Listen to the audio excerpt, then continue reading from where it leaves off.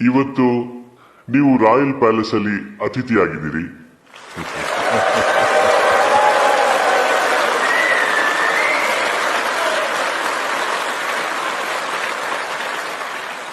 ಈ ಪ್ರಯಾಣ ಮೋದಿಜಿ ಹೇಗ್ ನೋಡ್ತಾರೆ? ಪ್ರಸೂನ್ಜಿ, ನಾನು ಎಲ್ಲಕ್ಕಿಂತ ಮೊದಲು ನಾನು ನಿಮ್ಮೆಲ್ರಿಗೂ ಆಭಾರಿಯಾಗಿದ್ದೀನಿ ಅಂತ ಹೇಳಬೇಕು. ನಿಮ್ಮೆಲ್ಲರ ದರ್ಶನ ಮಾಡೋ ಸೌಭಾಗ್ಯ ನನಗೆ ಸಿಕ್ಕಿದೆ.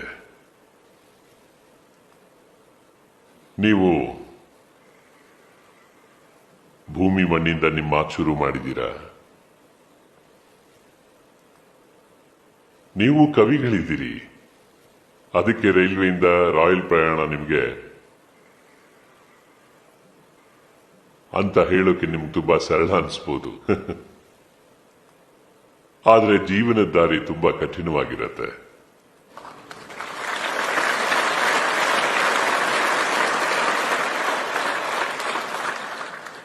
ನಿಜ ಹೇಳಬೇಕು ಅಂದ್ರೆ ರೈಲ್ವೆ ಸ್ಟೇಷನ್ ಮಾತು ನನ್ನ ಜೀವನದ ವ್ಯಕ್ತಿಗತ ವಿಷಯ ಆಗಿದೆ. ನನ್ನ ವೈಯಕ್ತಿಕ ಜೀವನದಲ್ಲಿ ಸುವರ್ಣ ಕಾಲ ಅದು ನನಗೆ ಬದುಕೋದನ್ನು ಕಲಿಸಿದೆ, ಹೋರಾಡೋದನ್ನು ಕಲಿಸಿದೆ. ಮತ್ತೆ ಜೀವನ ಕೇವಲ ನಮಗ್ ಮಾತ್ರ ಅಲ್ಲ, ಬೇರೆಯವರಿಗೂ ಸೇರಿದ್ದು ಅಂತ. ಇದು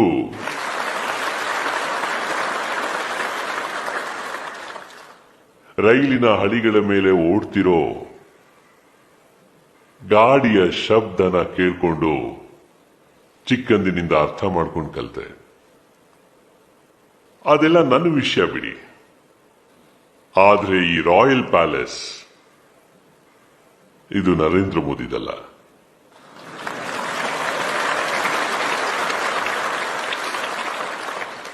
ಇದು ನನ್ನ ಕಥೆನೂ ಅಲ್ಲ. ಆ ಭಾವನೆಗಳು ನಿಮ್ಮಲ್ಲಿ. ಈ ರಾಯಲ್ ಪ್ಯಾಲೇಸ್ 125 ಕೋಟಿ ಭಾರತೀಯರ ಸಂಕಲ್ಪದ ಪರಿಣಾಮ.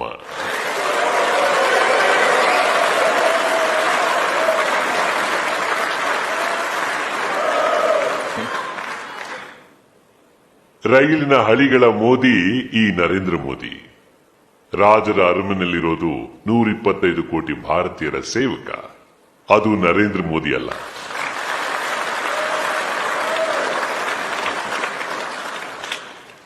ಮತ್ತೆ ಇದು ಭಾರತದ ಪ್ರಜಾತಂತ್ರದ ಶಕ್ತಿ,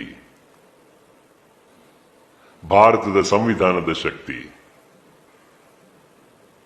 ಇಲ್ಲಿ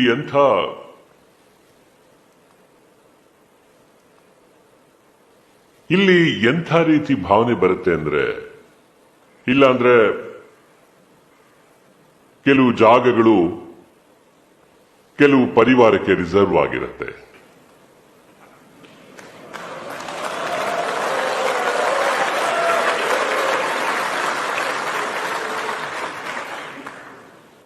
ಪ್ರಜಾತಂತ್ರದಲ್ಲಿ ಜನತಾ ಜನಾರ್ದನ ಈಶ್ವರನ ರೂಪ. ಆದ್ರೆ ಅವನು ನಿರ್ಧಾರ ಮಾಡಿದ್ರೆ ಒಬ್ಬ ಚಹಾ ಮಾರೋನು ಕೂಡ ಅವರ ಪ್ರತಿನಿಧಿಯಾಗಿ ಈ ರಾಯಲ್ ಪ್ಯಾಲೇಸ್ ಜೊತೆ ಕೈ ಜೋಡಿಸ್ತಾನೆ.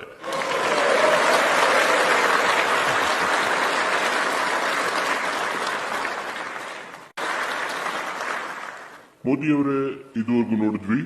ಮತ್ತೆ ಟ್ವಿಟರ್ನಲ್ಲಿ ಪ್ರಶಾಂತ್ ದೀಕ್ಷಿತ್ ಇದ್ದಾರೆ. ಅವರು ಒಂದು ಪ್ರಶ್ನೆ ಕೇಳಿದ್ದಾರೆ. ಸಾಕಷ್ಟು ಕೆಲಸಗಳಾಗ್ತಿವೆ, ರೋಡ್ಗಳನ್ನ ಹಾಕ್ತಿದ್ದಾರೆ, ರೈಲ್ವೆ ಲೈನ್ಗಳನ್ನ ಹಾಕ್ತಿದ್ದಾರೆ, ಸಾಕಷ್ಟು ವೇಗವಾಗಿ ನಡೀತಿದೆ. ಅವ್ರೇನ್ ಹೇಳ್ತಾರೆ ಅಂದ್ರೆ, ಮೊದಲು ನಮ್ಗೆ 2 ಹೆಜ್ಜೆ ನಡೆಯೋ ಅಭ್ಯಾಸ ಇತ್ತು. ಆ ಮೋದಿಯವರೇ, ಈಗ ನಾವು ಸಾಕಷ್ಟು ಹೆಚ್ಚು ನಡೀತಿದ್ದೀವಿ. ಹಾಗಿದ್ರೂ ತಾಳ್ಮೆಗೆಟ್ಟು ಈಗ್ಲೇ ಯಾಕಿಲ್ಲ ಅನ್ನೋ ಅಸಮಾಧಾನನ ನೀವ್ ಹೇಗ್ ನೋಡ್ತೀರಾ? ನಾನು ಇದನ್ನ ಸ್ವಲ್ಪ ಬೇರೆ ತರದಲ್ಲಿ ನೋಡ್ತೀನಿ. ಯಾವುದರಲ್ಲಿ ಸಂತೋಷದ ಭಾವನೆ ಹುಟ್ಟುತ್ತದೆಯೋ ಬೇಕಾದಷ್ಟಾಯ್ತು. ಬಿಡು, ಇದರಲ್ಲೇ ಹೇಗೋ ಮುಂದುವರ್ಸ್ಕೊಂಡು ಹೋಗೋಣ, ಮತ್ತೆ ಜೀವನ ಇನ್ನೇನು ಮುಂದೆ ಹೋಗೋದಿಲ್ಲ. ಪ್ರತಿ ವಯಸ್ಸಲ್ಲಿ, ಪ್ರತಿ ಯುಗದಲ್ಲಿ, ಎಲ್ಲ ಅವಸ್ಥೆಗಳಲ್ಲಿ ಏನಾದ್ರೂ ಒಂದು ಹೊಸದನ್ನ ಮಾಡೋದಕ್ಕೆ ಮತ್ತೆ ಹೊಸದನ್ನ ಪಡೆಯೋದಕ್ಕೆ ಉದ್ದೇಶ ವೇಗ ಕೊಡುತ್ತೆ. ಇಲ್ಲ ಅಂದ್ರೆ ನನ್ನ ಪ್ರಕಾರ ಜೀವನ ಸ್ಥಗಿತವಾಗುತ್ತೆ. ತಾಳ್ಮೆ ಇಲ್ಲದೆ ಇರೋದು ಕೆಟ್ಟದ್ದು ಅಂತ ಯಾರಾದ್ರೂ ಹೇಳಿದ್ರೆ ನನ್ನ ಪ್ರಕಾರ ಅವರು ಮುದುಕರಾಗಿರ್ತಾರೆ ಅಂತ.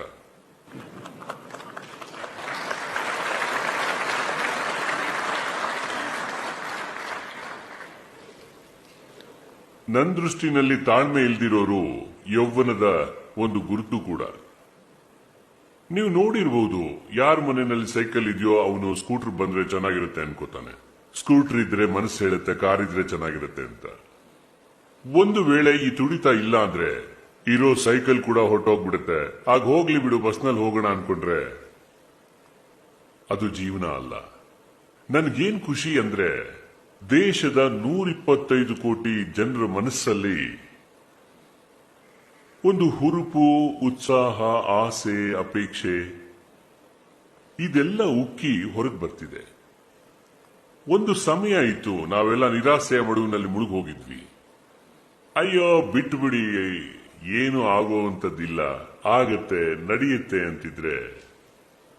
ಮತ್ತೆ ನನಗೆ ಖುಷಿ ಇದೆ, ನಾವು ಎಂಥ ವಾತಾವರಣ ಸೃಷ್ಟಿ ಮಾಡಿದೀವಿ ಅಂದ್ರೆ ಜನರು ನಮ್ಗಿಂತ ಹೆಚ್ಚಿಗೆ ಅಪೇಕ್ಷೆ ಪಡ್ತಾರೆ. ನಿಮ್ಗಳಲ್ಲಿ ಯಾರು ಬಹಳ ಹಿಂದೆ ಭಾರತದಿಂದ ಹೊರಗೆ ಬಂದವರಿಗೆ ಇದು ಅಷ್ಟಾಗಿ ಅನುಭವ ಆಗಿರಲ್ಲ.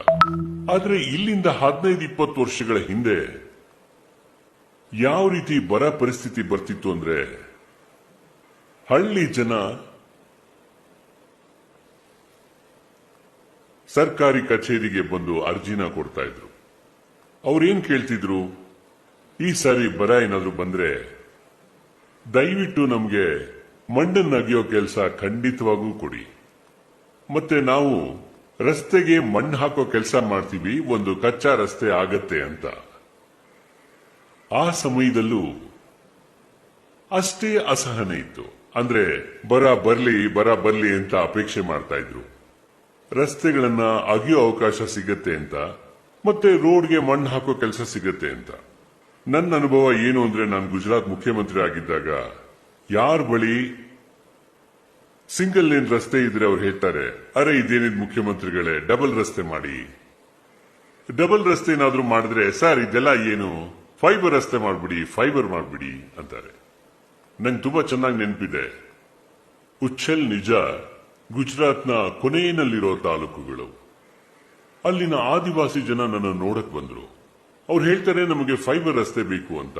ನಾನು ಏನ್ ಹೇಳ್ತಿದ್ದೀರಾ, ನಾನು ನಿಮ್ ಜಾಗದಲ್ಲಿ ಸ್ಕೂಟರ್ನಲ್ಲಿ ಓಡಾಡ್ತಿದ್ದೆ, ನಾನು ಬಸ್ನಲ್ಲಿ ಬರ್ತಿದ್ದೆ, ಸುಮಾರು ವರ್ಷಗಳ ಕಾಲ ಕಾರ್ನಲ್ಲಿ ಕೆಲಸ ಮಾಡ್ತಿದ್ದೆ, ನಿಮಗೆ ರೋಡ್ ಇದೆಯಲ್ಲ ಅಂದೆ. ಅರೆ ಸ್ವಾಮಿ, ರೋಡ್ ಇದೆ, ನಾವು ಬಾಳೆಹಣ್ಣನ್ನ ಬೆಳಿತಿದ್ದೀವಿ, ಮತ್ತೆ ನಮ್ಮ ಬಾಳೆಹಣ್ಣು ಎಕ್ಸ್ಪೋರ್ಟ್ ಆಗತ್ತೆ. ಇಂಥ ರೋಡಲ್ಲಿ ನಾವು ಹೋಗ್ಬೇಕಾದ್ರೆ ಟ್ರಕ್ನಲ್ಲಿ ಬಾಳೆಹಣ್ಣುಗಳು ಹೋಗ್ಬಿಡುತ್ತೆ. ನಮ್ಗೆ 20% ನಷ್ಟ ಆಗ್ಬಿಡುತ್ತೆ.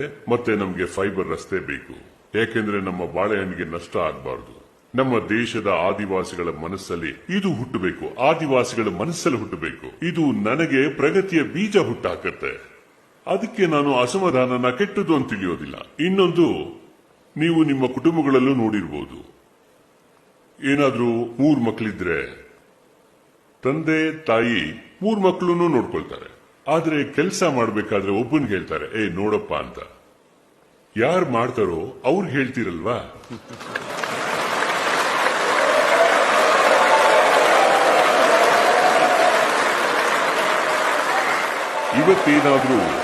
ಇವತ್ತು ದೇಶ ನನ್ನಿಂದ ಹೆಚ್ಚಿಗೆ ಅಪೇಕ್ಷೆ ಮಾಡ್ತಿದೆ ಅಂದ್ರೆ ಯಾಕೆ ಗೊತ್ತಾ, ಅವ್ರಿಗೆ ನನ್ನ ಮೇಲೆ ಭರವಸೆ ಇದೆ. ಇವತ್ತಲ್ಲ ನಾಳೆ ಅವ್ನು ಮಾಡೇ ಮಾಡ್ತಾನೆ, ಅವ್ನ ತಲೆಗೆ ಹಾಕ್ಬಿಡೋಣ, ಅವ್ನು ಮಾಡೇ ಮಾಡ್ತಾನೆ ಅಂತ. ನಾನು ಅರ್ಥ ಮಾಡ್ಕೊಳ್ಳೋದೇನೆಂದ್ರೆ, ಮಾತಿನ ಅರ್ಥ ಆಯ್ತಾ, ದೇಶ ಯಾವತ್ತೂ ಯೋಚನೆ ಮಾಡಿರ್ಲಿಲ್ಲ ಈ ದೇಶ ಇಷ್ಟು ವೇಗವಾಗಿ ಕೆಲಸ ಮಾಡುತ್ತೆ ಅಂತ. ಜನ ಒಪ್ಕೊಂಡ್ಬಿಟ್ಟಿದ್ರು. ಮೊದಲು ಒಂದು ಸಣ್ಣ ಬದಲಾವಣೆ ಆದ್ರೂ ತುಂಬಾ ಸಂತೋಷ ಪಟ್ಬಿಡ್ತಿದ್ರು. ಕೆಲಸ ಮುಗಿತು ನಡಿಯಪ್ಪ ಅಂತ. ಹೀಗ ಅವ್ರಿಗೆ ಆಗ ಅನ್ನಿಸ್ತಿಲ್ಲ, ಆಗತ್ತೆ ಅಂತ ಗೊತ್ತು.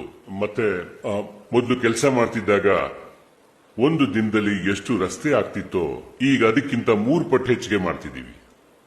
ಮೊದಲು ಎಷ್ಟು ಕೆಲಸ ಆಗ್ತಿತ್ತೋ ಅದಕ್ಕಿಂತ 3 ಪಟ್ಟು ಹೆಚ್ಚಿಗೆ ಕೆಲಸ ಆಗ್ತಿದೆ. ರೈಲ್ವೆ ಹಳಿ ಹಾಕೋದಿರ್ಲಿ, ರೈಲ್ವೆ ಡಬಲ್ ಲೈನ್ ಹಾಕೋದಿರ್ಲಿ, ಸೋಲಾರ್ ಎನರ್ಜಿ ಹಾಕೋದಿರ್ಲಿ, ಶೌಚಾಲಯದ ಕೆಲಸ ಇರಲಿ, ಪ್ರತಿ ವಿಷಯದಲ್ಲೂ.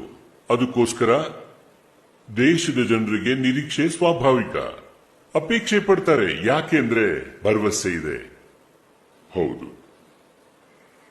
ಹೇಗನ್ಸುತ್ತೆ ಅಂದ್ರೆ ಮೊದಲು ರಸ್ತೆ ಅವರ ಬಳಿ ತಲುಪುತ್ತೆ.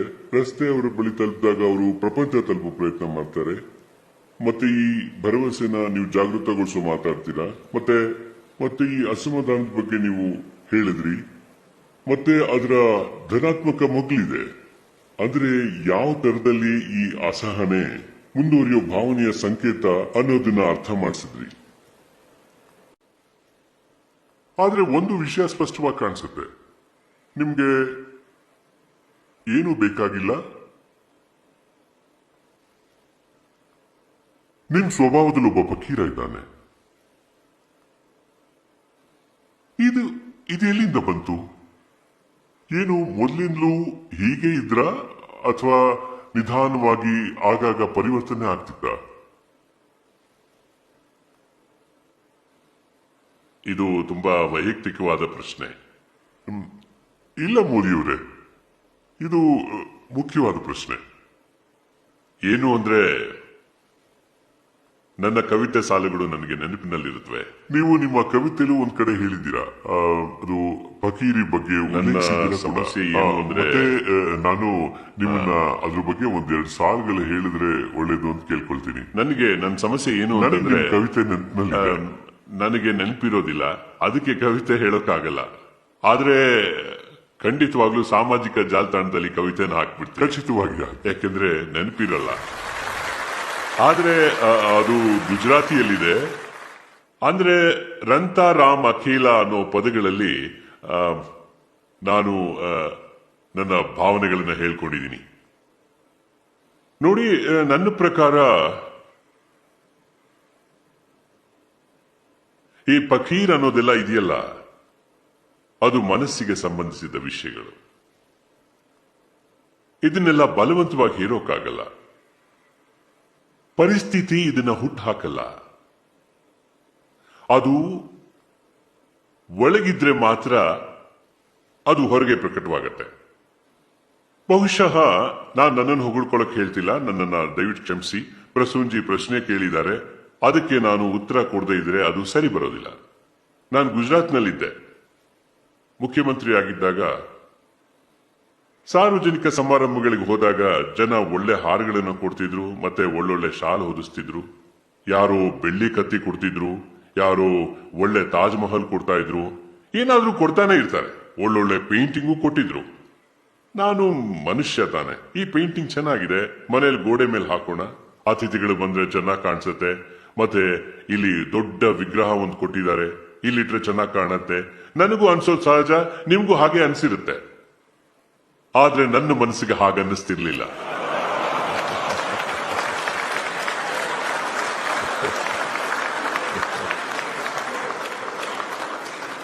ಮತ್ತೆ ನಾನು ಈ ಉಡುಗೊರೆಗಳನ್ನ ಸರ್ಕಾರದ ಟ್ರೆಜರಿ ಅಂದ್ರೆ ಖಜಾನೆಗೆ ಅಂತ ಹೇಳ್ತಾರೆ, ಅಲ್ಲಿ ಕಳಿಸ್ಬಿಡ್ತಿದ್ದೆ. ಅವರು ತುಂಬಾ ರೋಸ್ ಹೋದ್ರು, ಇದೇನು ಎಲ್ಲಾ ತಂದು ಇಲ್ಲ ಹಾಕ್ತಿದ್ದೀರಾ ಅಂತ. ಅಯ್ಯೋ, ನಾನು ಎಲ್ಲಿ ಇಟ್ಕೊಳ್ಳಿ, ಇದನ್ನೆಲ್ಲ ಯಾರು ನೋಡ್ಕೋತಾರೆ, ಅದಕ್ಕೆ ಯಾರನ್ನಾದ್ರೂ ನಾನು ಇಡಬೇಕಾಗತ್ತೆ ಎಂದೆ. ಹಾಗಾಗಿ ನಾನು ಕೊಟ್ಬಿಡ್ತಿದ್ದೆ. ಮತ್ತೆ ಅದ್ರ ಬೆಲೆ ಕಟ್ಟೋಕ್ ಶುರು ಮಾಡಿದ್ರು, ನಾನು ಅವುಗಳನ್ನ ಹರಾಜು ಹಾಕೋಕು ಶುರು ಮಾಡಿದೆ. ನಮಗೂ ಗೊತ್ತು, ಹಿಂದೂಸ್ತಾನದಲ್ಲಿ ರಾಜಕಾರಣಿ ಇಂಥ ಮಾತು ಎಲ್ಲ ಸತ್ಯ ಅಂತ ನಾನು ಹೇಳೋದಿಲ್ಲ, ಎಲ್ಲ ಸುಳ್ಳು ಅಂತಾನೂ ಹೇಳೋದಿಲ್ಲ. ಆದ್ರೆ ಇದಂತೂ ಆಯ್ತು, ಅವನ್ ಯಾರಿಗೋ ಬೇಕಾಗಿತ್ತು, ಅಷ್ಟನ್ನು ತಗೊಂಡು ಹೋದ ಅಂತ. ಆದ್ರೆ ನಾನು ಹೆಮ್ಮೆಯಿಂದ ಹೇಳ್ಕೊತಿದ್ದೀನಿ, ನಾನು ಗುಜರಾತ್ ಬಿಟ್ಟಾಗ ನನಗೆ ಸಿಕ್ಕಂತ ಉಡುಗೊರೆಗಳನ್ನೆಲ್ಲ ಈ ರೀತಿ ಹರಾಜು ಹಾಕ್ತಾ ಇದ್ದೆ ಸಾರ್ವಜನಿಕವಾಗಿ. ಆಮೇಲೆ ಹರಾಜಲ್ಲಿ ಬಂದಂತ ಆ ಹಣನ ನಾನು ಸರ್ಕಾರಕ್ಕೆ ಗರ್ಲ್ ಚೈಲ್ಡ್ ಎಜುಕೇಶನ್ಗೆ ಅಂತ ಡೊನೇಟ್ ಮಾಡಿದ್ದೆ.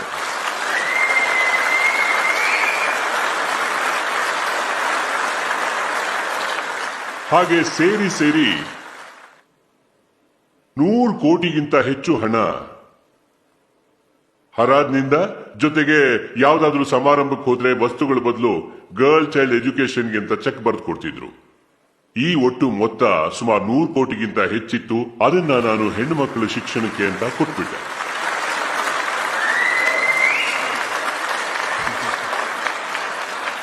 ನಾನು ಮುಖ್ಯಮಂತ್ರಿ ಪದವಿಯಿಂದ ಹೊರಗಡೆ ಬಂದು ದೆಹಲಿಗೆ ಬರೋದು ನಿಶ್ಚಯ ಆಯ್ತು.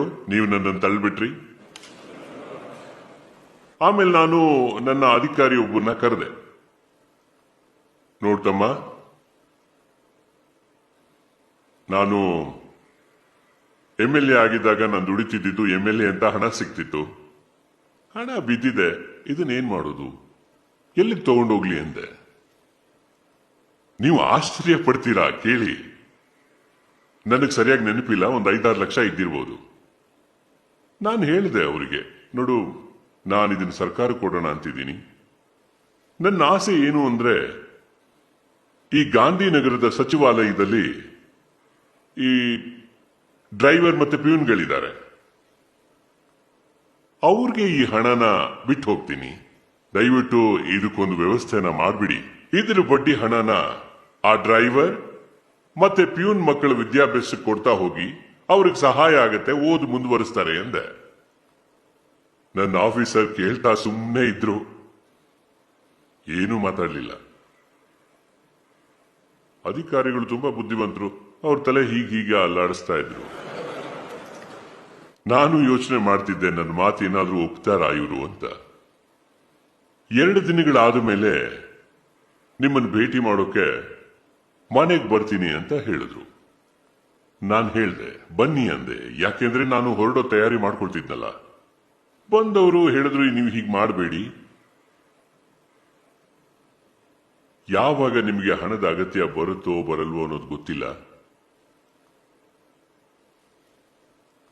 ಆ ಆಫೀಸರ್ ನನಗೆ ಆ ಹಣ ಕೊಡಕ್ ಬಿಡ್ಲಿಲ್ಲ. ಅದ್ ಸರಿ, ನಾನು ಈ ಹಣನೆಲ್ಲ ಇಟ್ಕೊಂಡು ಏನ್ ಮಾಡ್ಲಿ ಅಂದೆ. ಕೊನೆಗವರು ತುಂಬಾ ತಿಳಿ ಹೇಳಿದ ಮೇಲೆ ಒಪ್ಪಿದ್ರು. ಆ ನಂತರ ಎಲ್ಲ ಹಣ ಅವ್ರು ತಗೊಳಕೇನು ಒಪ್ಲಿಲ್ಲ. ಅದರಿಂದ ಒಂದು ಒಳ್ಳೆ ಫೌಂಡೇಶನ್ ಶುರು ಮಾಡಿದ್ರು. ಮತ್ತೆ ನನಗೆ ಸರಿಯಾಗಿ ನೆನಪಿಲ್ಲ, 21,000 ಇರ್ಬೋದು ಅಂತ ಅನ್ಸುತ್ತೆ. ಅದನ್ನ ಅವರು ಕೊಟ್ಟು, ಅಂದ್ರೆ ಆ ಬಡವರು ಕೊಟ್ಟು ಅಲ್ಲಿಂದ ಹೊರಟೆ. ಬಹುಶಃ ನನ್ನ ಜೀವನದಲ್ಲಿ ನಾನು ಅಂಥ ಬಡತನದಲ್ಲೇ ಹುಟ್ಟಿದ್ದೆ. ಅದಕ್ಕೆ ನನ್ನ ಮೇಲೆ ಯಾವುದರ ಪ್ರಭಾವನೂ ಬೀಳಲಿಲ್ಲ.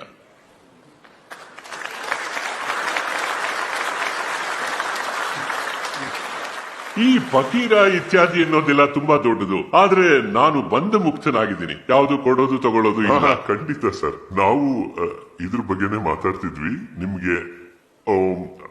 ನಿಮ್ಗೆ ಯಾವುದ್ರ ಬಗ್ಗೆನೂ ಒಲವಿಲ್ಲ ಅಂತ. ಮೋದಿಜಿ, ನೀವು ಕೆಂಪುಕೋಟೆಯಿಂದ ಮೊದಲನೇ ಸಾರಿ ಶೌಚಾಲಯದಂತ ವಿಷಯದ ಬಗ್ಗೆ ಮಾತಾಡಿದ್ರಿ. ಯಾವುದೇ ಪ್ರಧಾನಮಂತ್ರಿ ಆದ್ರೂ ಇದು ಅವ್ರಿಗೆ ಒಂದು ಮುಖ್ಯವಾದ ವಿಷಯ ಅಲ್ಲ, ಸಣ್ಣದಾಗಿ ಕಾಣಿಸುವಂತ ವಿಷಯ ಇದ್ದಿರಬಹುದು. ಆದ್ರೂ ಮುಖ್ಯ ಅಂತ ನೀವು ಪ್ರಾಧಾನ್ಯತೆ ಕೊಟ್ರಿ. ಅದನ್ನ ನಾವು ನೋಡಿದ್ವಿ. ಈ ಪ್ರಾಮುಖ್ಯತೆಯಲ್ಲಿ ಬದಲಾವಣೆ ಆಗಿದೆ. ಈ ಪ್ರಾಮುಖ್ಯತೆನ ತಾವು ನಿರ್ಧಾರ ಮಾಡ್ತೀರಾ. ನೀವು ಇದನ್ನೆಲ್ಲ ಹೇಗ್ ನಿರ್ಧಾರ ಮಾಡ್ತೀರಾ? ಈ ವಿಷಯಗಳು ಹೇಗ್ ಮುಂದೆ ಬಂದ್ವು? ನೋಡಿ, ನಾನು ಹೀಗಂತೂ ಹೇಳೋದಿಲ್ಲ. ಸ್ವಾತಂತ್ರ್ಯ ಬಂದು 70 ವರ್ಷಗಳಲ್ಲಿ ಯಾವುದೇ ಸರ್ಕಾರ ಇದ್ರ ಬಗ್ಗೆ ಗಮನ ಕೊಡ್ಲೇ ಇಲ್ಲ ಅಂತ ಹೇಳೋದು ಅವ್ರಿಗೆ ಅನ್ಯಾಯ ಮಾಡಿದ ಹಾಗಾಗತ್ತೆ. ನಾನು ಹಾಗೆ ಮಾತಾಡೋದಿಲ್ಲ. ಮತ್ತೆ ನಾನು ಕೆಂಪುಕೋಟೆಯಿಂದ ಇದನ್ನೇ ಹೇಳಿದ್ದೆ. ಇವತ್ತು ಹಿಂದೂಸ್ತಾನ ಏನಿದೆ, ಅದು ಸ್ವಾತಂತ್ರ್ಯ ಬಂದ ಮೇಲೆ ಎಲ್ಲ ಸರ್ಕಾರಗಳ, ಎಲ್ಲ ಪ್ರಧಾನಮಂತ್ರಿಗಳ, ಎಲ್ಲ ರಾಜ್ಯ ಸರ್ಕಾರಗಳ, ಎಲ್ಲ ಮುಖ್ಯಮಂತ್ರಿಗಳ, ಎಲ್ಲ ಜನಪ್ರತಿನಿಧಿಗಳ ಕೊಡುಗೆ ಇದ್ದೇ ಇದೆ. ಇದನ್ನ ನಾನು ಕೆಂಪುಕೋಟೆಯಿಂದನೂ ಹೇಳಿದ್ದೆ. ನಾನು ಇದನ್ನೆಲ್ಲ ಒಪ್ತೀನಿ. ಆದ್ರೆ ಏನ್ ಕಾರಣ? ಎಷ್ಟೆಲ್ಲ ಯೋಜನೆಗಳಿವೆ, ಎಷ್ಟೆಲ್ಲ ಹಣ ಖರ್ಚಾಗ್ತಿದೆ, ಆದ್ರೂ ಸಾಮಾನ್ಯ ಮನುಷ್ಯನ ಜೀವನದಲ್ಲಿ ಬದಲಾವಣೆ ಯಾಕಾಗಿಲ್ಲ? ಮಹಾತ್ಮ ಗಾಂಧಿ ನಮ್ಗೊಂದು ಸಿದ್ಧಾಂತ ಕೊಟ್ಟಿದ್ರು, ಅದನ್ನ ನಾನು ಒಪ್ತೀನಿ. ಯಾವುದೇ ಬೆಳೀತಿರೋ ರಾಷ್ಟ್ರಕ್ಕೆ ಇದಕ್ಕಿಂತ ಒಳ್ಳೆ ಸಿದ್ಧಾಂತ ಇರೋಕ್ ಸಾಧ್ಯನೇ ಇಲ್ಲ.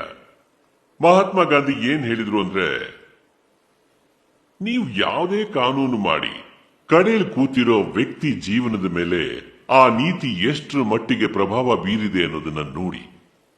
ನನಗೆ ಮಹಾತ್ಮ ಗಾಂಧಿಯವರ ಮಾತು ತಲೆ ಒಳಗಡೆ ಹೊಕ್ಕಿದೆ. ನಾವು ಯಾವುದೇ ಕಾನೂನು ಮಾಡಲಿ, ಎಷ್ಟೇ ದೊಡ್ಡ ದೊಡ್ಡ ಮಾತಾಡ್ಲಿ, ಯಾಕಂದ್ರೆ ನಾವು ಯಾರಿಗೋಸ್ಕರ ಮಾಡ್ತಿದೀವೋ ಅದು ಸಮಾಜದ ಆ ಕಡೆ ಸ್ತರದಲ್ಲಿರೋ ವ್ಯಕ್ತಿಗೆ ತಲುಪೋಕೋಸ್ಕರ ಏನು ಮಾಡಬೇಕು ಅನ್ನೋದೇ ಮುಖ್ಯ. ನನಗೆ ಗೊತ್ತಿದೆ ಎಂಥ ಕಠಿಣವಾದ ಕೆಲಸನ ತಲೆ ಮೇಲೆ ಹೊತ್ಕೊಂಡಿದ್ದೀನಿ ಅಂತ. ನನ್ಗನ್ಸತ್ತೆ ಯಾರಾದ್ರೂ ಸರಿ ನನ್ನ ಈ ಕೆಲಸನ ನೆಗೆಟಿವ್ ಆಗಿ ನೋಡ್ಲೂಬಹುದು. ಹಾಗಂತ ನಾವು ಆ ಕೆಲಸನ ಬಿಟ್ಬಿಡ್ಬೇಕಾ? ಬಡವ ಎಲ್ಲಿದಾನೋ ಅಲ್ಲೇ ಇರೋಕ್ ಬಿಡ್ಬೇಕಾ? ನಾನು ಹೇಳೋದೇನಂದ್ರೆ, ನೀವು ಕಲ್ಪನೆ ಮಾಡೋಕ್ ಸಾಧ್ಯನಾ ಯಾವುದೋ ಒಂದು ಪುಟ್ಟ ಹುಡುಗಿ ಮೇಲೆ ಬಲಾತ್ಕಾರ ಆದಾಗ? ಎಂಥ ನೋವಿನ ಘಟನೆ ಅದು. ಆದ್ರೆ ನಾವು ಹೀಗೆ ಹೇಳ್ಬೇಕಾ, ನಮ್ಮ ಸರ್ಕಾರ ಇದ್ದಾಗ ಇಷ್ಟ ಆಗಿತ್ತು, ನಿಮ್ಮ ಸರ್ಕಾರದಲ್ಲಿ ಇಷ್ಟ ಆಗಿದೆ ಅಂತ? ನನ್ನ ಪ್ರಕಾರ ಇದಕ್ಕಿಂತ ಕೆಟ್ಟದ್ದು ಇನ್ನೊಂದಿಲ್ಲ. ಬಲಾತ್ಕಾರ ಬಲಾತ್ಕಾರನೇ. ಒಬ್ಬ ಮಗಳ ಜೊತೆ ಅತ್ಯಾಚಾರ ಆಗೋದು ಹೇಗೆ ಸಹಿಸಕ್ ಸಾಧ್ಯ? ಅದಕ್ಕೋಸ್ಕರ ನಾನು ಕೆಂಪು ಕೋಟೆಯಿಂದ ಒಂದು ವಿಷಯನ ಬೇರೆ ರೀತಿಲೇ ಹೇಳಿದ್ದೆ. ನಾನು ಹೇಳಿದ್ದೆ, ಆ ಮಗಳು ಸಂಜೆ ತಡವಾಗಿ ಮನೆಗೆ ಬಂದ್ರೆ ಅಪ್ಪ ಅಮ್ಮ ಕೇಳ್ತಾರೆ, ಎಲ್ಲಿ ಹೋಗಿದ್ದೆ, ಯಾರನ್ನ ಭೇಟಿ ಮಾಡಿದೆ, ಯಾರ ಜೊತೆಲಾದ್ರೂ ಫೋನಲ್ಲಿ ಮಾತಾಡ್ತಿದ್ರೆ ಅಮ್ಮ ಸಾಕ್ ನಿಲ್ಸು, ಯಾರ ಜೊತೆ ಮಾತಾಡ್ತಿದ್ಯಾ ಅಂತಾಳೆ. ಅರೆ, ಮಗಳನ್ನ ಕೇಳೋ ಹಾಗೆ ಯಾವಾಗ್ಲಾದ್ರೂ ಮಗನ್ನು ಕೇಳಿದಿರ ಎಲ್ಲಿ ಹೋಗಿದ್ದೆ ಅಂತ?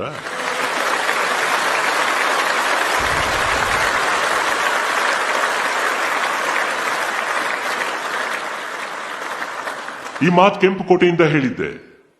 ನನ್ನ ಪ್ರಕಾರ ಈ ದುಷ್ಟ ಬುದ್ಧಿ ಸಮಾಜದ್ದೋ ವ್ಯಕ್ತಿದೋ ವಿಕೃತಿನೋ ಇಷ್ಟೆಲ್ಲ ಆದ್ಮೇಲೂ ಇದು ದೇಶಕ್ಕೆ ಯೋಚನೆ ಮಾಡೋ ವಿಷಯ. ಈ ಪಾಪ ಮಾಡೋನು ಯಾರ ಮಗನೋ ಆಗಿರ್ತಾನೆ, ಅವನಿಗೆ ಅವನ ಮನೆಯಲ್ಲಿ ಅವನ ತಾಯಿ ಇದ್ದಾಳೆ. ಇದೇ ಪ್ರಕಾರ ನೀವು ಕಲ್ಪನೆ ಮಾಡ್ಕೊಳ್ಬಹುದು, ಸ್ವತಂತ್ರ ಬಂದು ಇಷ್ಟು ವರ್ಷಗಳಾದ ಮೇಲೂ ಭಾರತದಲ್ಲಿ ಚರಂಡಿಯ ವ್ಯವಸ್ಥೆ 35ರಿಂದ 45% ಇತ್ತು. ಇವತ್ತು ನಮ್ಮ ತಾಯಂದ್ರು ಸೋದರಿಯರು, ಯಾಕೆಂದ್ರೆ ನೋಡಿ, ನಾನು ಇದಕ್ಕೊಂದು ಕಾರಣನೂ ಹೇಳ್ತೀನಿ. ನನಗೆ ಪುಸ್ತಕ ಓದಿ ಬಡತನನ್ನ ತಿಳ್ಕೋಬೇಕಾಗಿಲ್ಲ.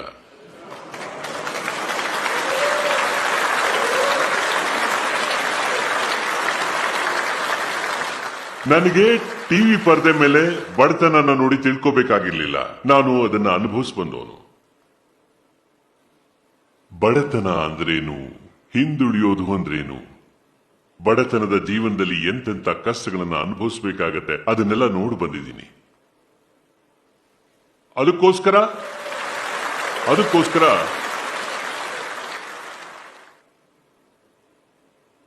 ನಾನು ಮನಸ್ಫೂರ್ತಿ ಒಪ್ತೀನಿ. ರಾಜಕೀಯ ಅದರ ಜಾಗದಲ್ಲಿ, ನನ್ನ ಸಮಾಜ ನೀತಿ ರಾಷ್ಟ್ರ ನೀತಿ ನನಗೆ ಹೇಳುತ್ತೆ ಅಂದ್ರೆ ಇವರ ಜೀವನದಲ್ಲಿ ಏನಾದ್ರೂ ಬದಲಾವಣೆ ತರಬೇಕು ಅಂತ. ಹಾಗಾಗಿ ನಾನು ಕೆಂಪುಕೋಟೆಯಿಂದ ಹೇಳಿದ್ದು, ನಾವು 18,000 ಹಳ್ಳಿಗಳಿಗೆ ಇನ್ನೂ ವಿದ್ಯುತ್ ತಲುಪಿಸಿಲ್ಲ. ಅಂದ್ರೆ ಬಾಕಿ ಹಳ್ಳಿಗಳಿಗೆಲ್ಲ ತಲುಪಿದೆ. ಯಾರು ತಲುಪಿಸಿದಾರೋ ಅವರಿಗೆ 100 ನಮಸ್ಕಾರಗಳು. ಆದ್ರೆ 70 ವರ್ಷಗಳಾದ ಮೇಲೂ 18,000 ಹಳ್ಳಿಗಳಿಗೆ ತಲುಪದೇ ಇರೋ ಜವಾಬ್ದಾರಿನೂ ನಾವು ತಗೋಬೇಕು ಅಲ್ವಾ? ನಾನು ಸರ್ಕಾರಿ ಕಚೇರಿಗಳಲ್ಲಿ ಕೇಳಿದೆ, ಯಾವಾಗ ಮಾಡ್ತೀರಣ್ಣ ಅಂತ. ಯಾರೋ ಹೇಳಿದ್ರು 7 ವರ್ಷ ಆಗತ್ತೆ ಅಂತ. ಆದ್ರೆ ನಾನು 7 ವರ್ಷ ಕಾಯೋಕ್ಕಾಗಲ್ಲ ಅಂದೆ. ನಾನು ಕೆಂಪುಕೋಟೆಯಿಂದ 1000 ದಿನಗಳಲ್ಲಿ ಇದನ್ನ ಪೂರ್ತಿ ಮಾಡ್ತೀನಿ ಅಂತ ಘೋಷಣೆ ಮಾಡಿದೆ. ತುಂಬಾ ಕಠಿಣವಾದ ಕೆಲಸ, ದುರ್ಗಮವಾದ ಜಾಗಗಳು, ಕೆಲವಂತೂ ಉಗ್ರವಾದಿ ಮಾವೋವಾದಿಗಳ ಜಾಗಗಳಿದ್ವು. 18,000 ಹಳ್ಳಿಗಳಿಗೆ ವಿದ್ಯುತ್ ಪೂರೈಕೆ ಮಾಡೋ ಕೆಲಸ ಸಾಕಷ್ಟು ಪೂರ್ತಿಯಾಗಿದೆ. ಮತ್ತೆ ಸುಮಾರು 150-125 ಹಳ್ಳಿಗಳು ಬಾಕಿ ಇವೆ. ಕೆಲಸ ನಡೀತಿದೆ. ನೀವು ಕಲ್ಪನೆ ಮಾಡ್ಕೊಳ್ಬಹುದು, ಒಬ್ಬ ಬಡ ತಾಯಿ ಶೌಚಾಲಯಕ್ಕೆ ಹೋಗೋಕೆ ಸೂರ್ಯೋದಯಕ್ಕೂ ಮೊದಲು ಕಾಡ್ಗೆ ಹೋಗೋ ಬಗ್ಗೆ ಯೋಚನೆ ಮಾಡ್ತಾಳೆ. ಬೆಳಗಿನ ಹೊತ್ತು ಹೋಗ್ಬೇಕು ಅಂದ್ರೆ ಎಲ್ಲಾ ನೋವನ್ನು ಸಹಿಸ್ಕೊಳ್ತಾಳೆ. ಆದ್ರೆ ಸೂರ್ಯ ಮುಳುಗೋದನ್ನ ಕಾಯ್ತಾಳೆ. ಅವಳು ಶೌಚಾಲಯಕ್ಕೆ ಹೋಗ್ಲಿಲ್ಲ ಅಂದ್ರೆ ಆ ಬಡ ತಾಯಿಗೆ ಎಷ್ಟು ನೋವಾಗ್ತಿರ್ಬೋದು, ಎಷ್ಟು ಹಿಂಸೆ ಪಡ್ಕೊಳ್ತಿರ್ಬೋದು, ಅವಳ ಶರೀರದ ಮೇಲೆ ಎಂಥ ಅನ್ಯಾಯ ಆಗ್ತಿರ್ಬೋದು. ಯಾಕೆ ನಾವು ಶೌಚಾಲಯ ಕಟ್ಟೋಕಾಗಲ್ವಾ? ಈ ಪ್ರಶ್ನೆ ನನಗೆ ನಿದ್ದೆ ಮಾಡೋಕ್ ಬಿಡ್ತಿರ್ಲಿಲ್ಲ. ಅದಾದ್ಮೇಲೆ ನನಗನ್ನಿಸ್ತು, ಕೆಂಪು ಕೋಟೆ ಮೇಲೆ ಹೋಗಿ ನನ್ನ ಭಾವನೆಗಳನ್ನ ಯಾವ ಅವಮಾನ ನಾಚಿಕೆ ಇಲ್ಲದೆ ಹೇಳ್ಬಿಟ್ಟಿದ್ದೀನಿ. ಜವಾಬ್ದಾರಿ ತುಂಬಾ ದೊಡ್ಡದಿರಬಹುದು, ಆದ್ರೆ ನಾನು ನೋಡ್ತಿದ್ದೆ ಹಾಗೆ ದೇಶ ತುಂಬಾ ಚೆನ್ನಾಗಿ ಸ್ಪಂದಿಸ್ತು. ಯಾವ ನನ್ನ ಸುಮಾರು 3 ಲಕ್ಷ ಹಳ್ಳಿ ಬಯಲು ಶೌಚಾಲಯದಿಂದ ಮುಕ್ತವಾಯಿತು.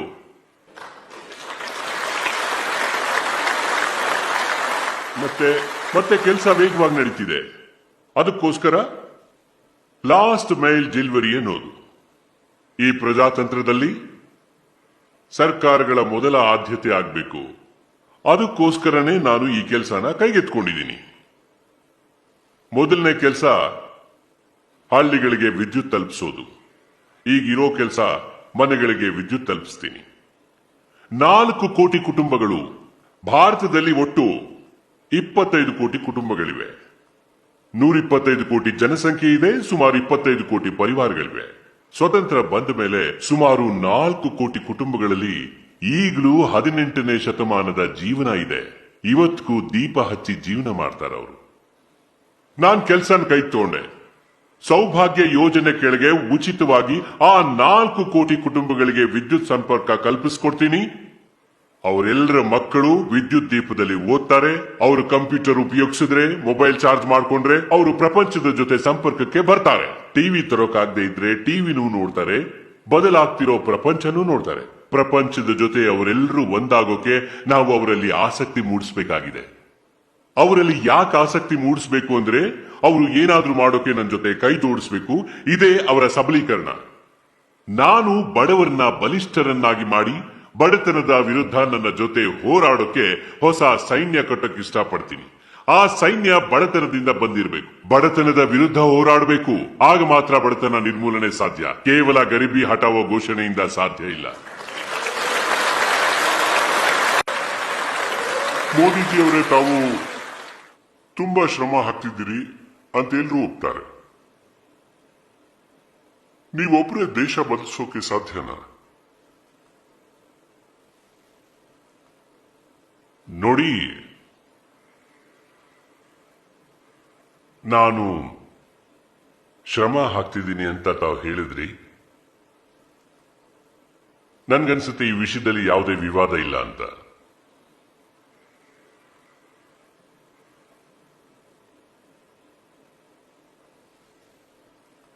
ನಾನು ಶ್ರಮ ಪಡ್ತೀನಿ ಅನ್ನೋದು ವಿಷಯನೇ ಅಲ್ಲ. ನಾನು ಮಾಡಲಿಲ್ಲ ಅಂದ್ರೆ ವಿಷಯ ಆಗತ್ತೆ.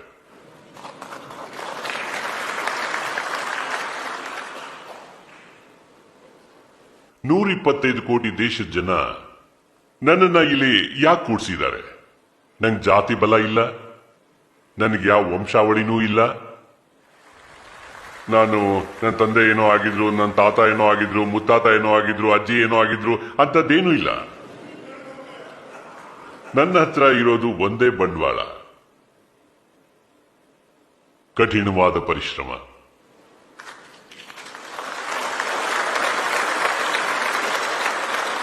ನನ್ನ ಹತ್ರ ಇರೋ ಬಂಡವಾಳ ಪ್ರಾಮಾಣಿಕತೆ. ನನ್ನ ಹತ್ರ ಇರೋ ಬಂಡವಾಳ ನನ್ನ ದೇಶದ 125 ಜನರ ಪ್ರೀತಿ. ಮತ್ತೆ ಅದಕ್ಕೆ ನಾನು ಎಷ್ಟು ಸಾಧ್ಯನೋ ಅಷ್ಟು ಶ್ರಮ ಹಾಕಬೇಕಾಗತ್ತೆ. ಮತ್ತೆ ನಾನು ದೇಶದ ಜನರಿಗೆ ಹೇಳೋದಿಷ್ಟೇ, ನಾನು ಕೂಡ ನಿಮ್ ಹಾಗೆ ಒಬ್ಬ ಸಾಮಾನ್ಯ ನಾಗರಿಕ.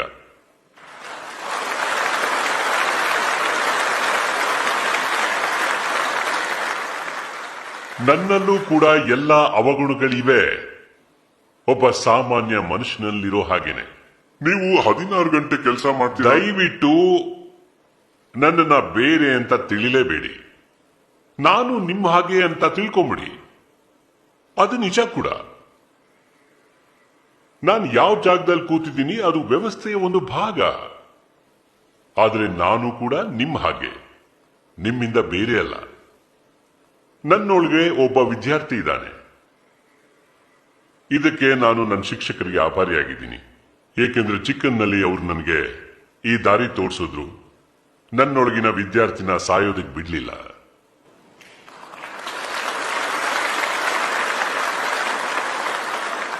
ಮತ್ತೆ ನನಗೆ ಹೊಸದು ಏನೇ ಸಿಕ್ಕರೂ ಅದನ್ನ ಕಲಿಯೋ ಪ್ರಯತ್ನ ಮಾಡ್ತೀನಿ, ಅರ್ಥ ಮಾಡ್ಕೊಳ್ಳೋ ಪ್ರಯತ್ನ ಮಾಡ್ತೀನಿ. ತಪ್ಪಾಗಲ್ಲ ಅಂತ ಹೇಳಲ್ಲ. ಚುನಾವಣೆಯಲ್ಲಿ ಹೋರಾಡ್ತಿದ್ದಾಗ ನಾನು ದೇಶದ ಜನರಿಗೆ ಹೇಳಿದ್ದೆ, ನನ್ನ ಹತ್ರ ಅನುಭವ ಇಲ್ಲ, ನನ್ನಿಂದ ತಪ್ಪುಗಳಾಗಬಹುದು, ಆದ್ರೆ ನಾನು ದೇಶದ ಜನರಿಗೆ ಮಾತು ಕೊಟ್ಟಿದ್ದೆ, ನಾನು ತಪ್ಪು ಮಾಡಬಹುದು, ಆದ್ರೆ ಕೆಟ್ಟ ಉದ್ದೇಶದಿಂದ ಯಾವತ್ತೂ ನಾನು ತಪ್ಪು ಮಾಡಲ್ಲ.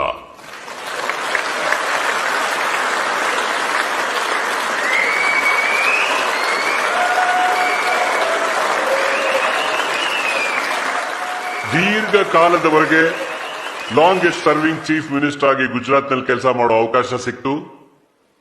ಈಗ 4 ವರ್ಷಗಳಾಯ್ತು ಪ್ರಧಾನಮಂತ್ರಿಯಾಗಿ, ಪ್ರಧಾನ ಸೇವಕನಾಗಿ ನನಗೆ ಕೆಲಸ ಸಿಕ್ಕಿದೆ. ಆದ್ರೆ ನಾನು ಕೆಟ್ಟ ಉದ್ದೇಶದಿಂದ ಯಾವ ಕೆಲಸನೂ ಮಾಡಲ್ಲ ಅಂತ ದೇಶಕ್ಕೆ ಮಾತು ಕೊಟ್ಟಿದ್ದೀನಿ. ಈಗ ಪ್ರಶ್ನೆ ಏನು ಅಂದ್ರೆ, ನಾನು ದೇಶನ ಬದಲಾಯಿಸ್ತೀನಿ ಅಂತ ಯಾವತ್ತೂ ಯೋಚಿಸಿರ್ಲಿಲ್ಲ, ಯಾವಾಗ್ಲೂ ಯೋಚಿಸಿರ್ಲಿಲ್ಲ. ಆದ್ರೆ ನನ್ನೊಳಗೆ ಸಿಕ್ಕಾಪಟ್ಟೆ ವಿಶ್ವಾಸ ಇದೆ. ನಮ್ಮ ದೇಶದಲ್ಲಿ ಏನಾದ್ರೂ ಲಕ್ಷಾಂತರ ಸಮಸ್ಯೆಗಳಿದ್ರೆ ಹಾಗೆ 125 ಕೋಟಿ ಪರಿಹಾರಗಳಿವೆ.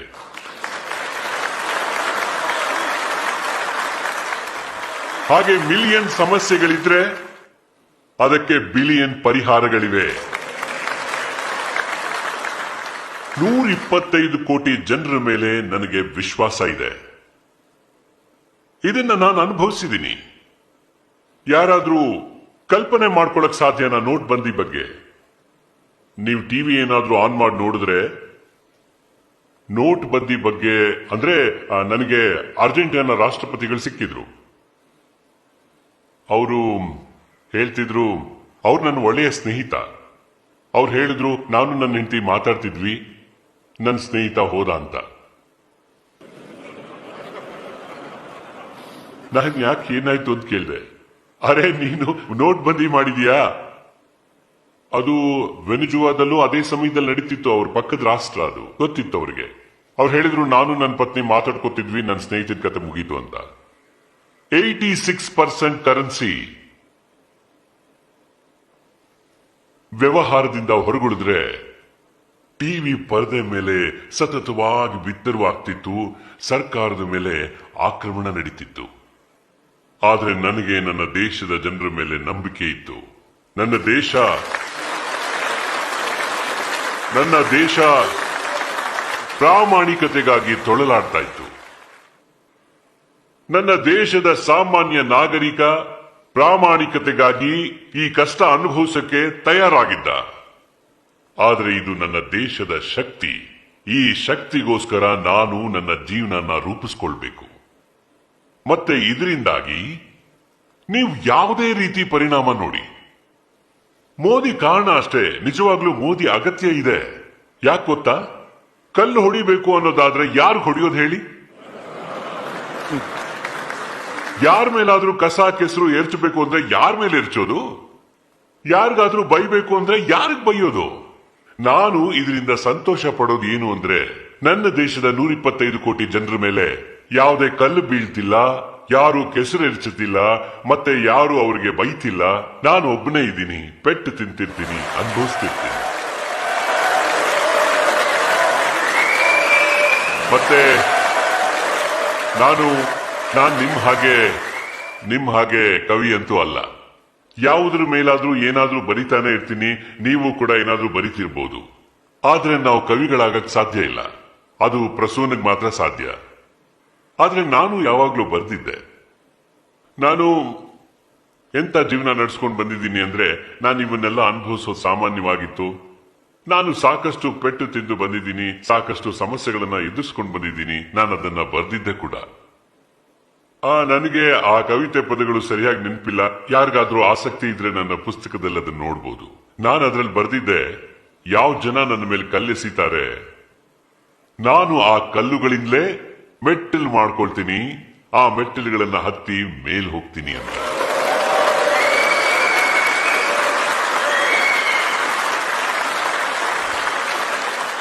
ಅದಕ್ಕೋಸ್ಕರನೇ ನನ್ನ ಕಾನ್ಸೆಪ್ಟ್ ಇರೋದು ಟೀಮ್ ಇಂಡಿಯಾ.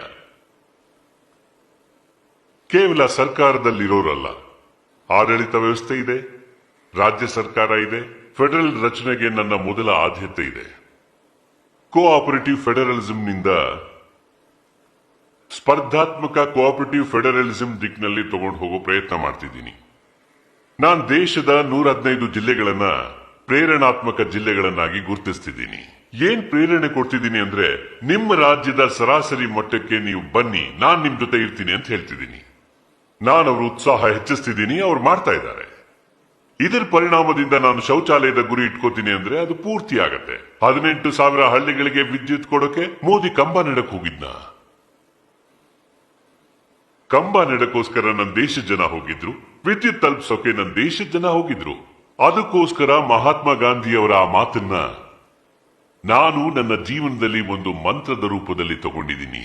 ಸ್ವಾತಂತ್ರ್ಯ ದಾಹ ಬೇಕಾದಷ್ಟು ಜನರಿಗಿತ್ತು, ಸ್ವಾತಂತ್ರ್ಯಕ್ಕೆ ಪ್ರಾಣ ತೆತ್ತೋರು ಬೇಕಾದಷ್ಟು ಜನ ಇದ್ರು. ಅವ್ರ ತ್ಯಾಗ ತಪಸ್ಸನ್ನ ಯಾರು ಕಡೆಗಣಿಸೋಕಾಗಲ್ಲ, ಅವ್ರ ಹುತಾತ್ಮತೆನ ಯಾರು ಕಡೆಗಣಿಸೋಕಾಗಲ್ಲ. ಆದ್ರೆ ಗಾಂಧೀಜಿ ಅವರು ಸ್ವಾತಂತ್ರ್ಯನ ಜನಾಂದೋಲನವಾಗಿ ಪರಿವರ್ತಿಸಿದ್ರು. ನಾನು ವಿಕಾಸದ ಜನಾಂದೋಲನ ಮಾಡ್ತಿದ್ದೀನಿ. ಮೋದಿ ಒಬ್ಬನೇ ಏನೂ ಮಾಡೋದಿಲ್ಲ, ಮೋದಿ ಏನೂ ಮಾಡಬೇಕಾಗಿಲ್ಲ. ಆದ್ರೆ ದೇಶ ಎಲ್ಲಾ ಮಾಡುತ್ತೆ, ಮೋದಿ ಮಾಡಲ್ಲ.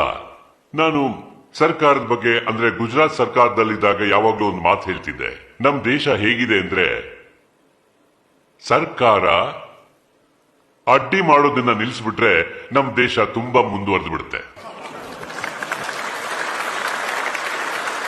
ನಾನು ಆ ಮೂಲಭೂತ ವಿಚಾರದ ಆಧಾರದ ಮೇಲೆ ನಡೆಯೋ ವ್ಯಕ್ತಿ. ಹಲವಾರು ಪ್ರಶ್ನೆಗಳಿದ್ದಿದ್ವು. ಮುಖ್ಯವಾಗಿ ಭಾರತಕ್ಕೆ ಅಂದ್ರೆ ಹೇಗೆ ಭಾರತಕ್ಕೆ ಒಂದು ಸಣ್ಣ ಆಸರೆ ಅಗತ್ಯ ಇದೆ, ಒಂದು ಸಣ್ಣ ಸೂಚನೆ ಕಾಯುತ್ತೆ, ಕೈ ಹಿಡಿಬೇಕು ಅಂತ ಅಪೇಕ್ಷೆ ಪಡುತ್ತೆ, ಮುಂದೆ ಅದು ನಡೀತಾ ಹೋಗುತ್ತೆ. ಆದ್ರೆ ಸಾಕಷ್ಟು ಜನ ಇದರ ಲಾಭ ಪಡ್ಕೊಂಡಿದ್ದಾರೆ. ಯೋಜನೆಗಳಂತೂ ಸರ್ಕಾರ ಮಾಡುತ್ತವೆ, ಇದನ್ನ ಯಾರೋ ಕೇಳಿದ್ದಾರೆ. ಆದ್ರೆ ನಿಮ್ಮ ಸರ್ಕಾರದ ಯೋಜನೆಗಳು ಇದು ಹೇಗೆ ವಿಭಿನ್ನವಾಗಿವೆ? ಮೋದಿ ಮಾದರಿ ಆಡಳಿತ ಅಂದ್ರೇನು? ಇದ್ರ ಬಗ್ಗೆ ನಾವು ಸಾಕಷ್ಟು ಕೇಳ್ತಿದ್ದೀವಿ. ನೋಡಿ, ಯಾರೇ ಸರ್ಕಾರ ರಚನೆ ಮಾಡಿದ್ರು ವಿಫಲರಾಗೋಕೆ ಅಂತ ಬರೋದಿಲ್ಲ. ಏನಾದ್ರೂ ಮಾಡಬೇಕು ಅಂತಾನೆ ಬರ್ತಾರೆ. ಹಿಂದಿನ ಸರ್ಕಾರಗಳು ಏನಾದ್ರೂ ಮಾಡಬೇಕು ಅನ್ನೋ ಉದ್ದೇಶಕ್ಕೆ ಬಂದಿವೆ. ಇದನ್ನ ಸಾಕಷ್ಟು ನೋಡಿದರೆ ನಾವು ಇದನ್ನ ವಿಶ್ಲೇಷಣೆ ಮಾಡಿದ್ರೆ ಅಂದ್ರೆ ಈ ಸರ್ಕಾರಗಳು ಅದರದೇ ಆದ ಒಂದು ರೀತಿಯಲ್ಲಿ ಅನುಸರಿಸಿಕೊಂಡು ಬಂದಿವೆ. ಇದರಲ್ಲಿ ಜನ ಸರ್ಕಾರದ ಆಶ್ರಯಕ್ಕೆ ಒಳಪಡ್ತಾರೆ, ಅವಲಂಬಿತರಾಗ್ತಾರೆ. ಸರ್ಕಾರ ಇಲ್ಲದೆ ಅವರಿಗೆ ಜೀವನನೇ ಇಲ್ದಂತಾಗಿದೆ. ನನಗನ್ಸಿದ್ದೇನೆಂದ್ರೆ ಈ ಕಾನ್ಸೆಪ್ಟ್ ಸರ್ಕಾರನ ಅಂಗವಿಕಲರನ್ನಾಗಿ ಮಾಡುತ್ತೆ, ದುರ್ಬಲರನ್ನಾಗಿ ಮಾಡುತ್ತೆ.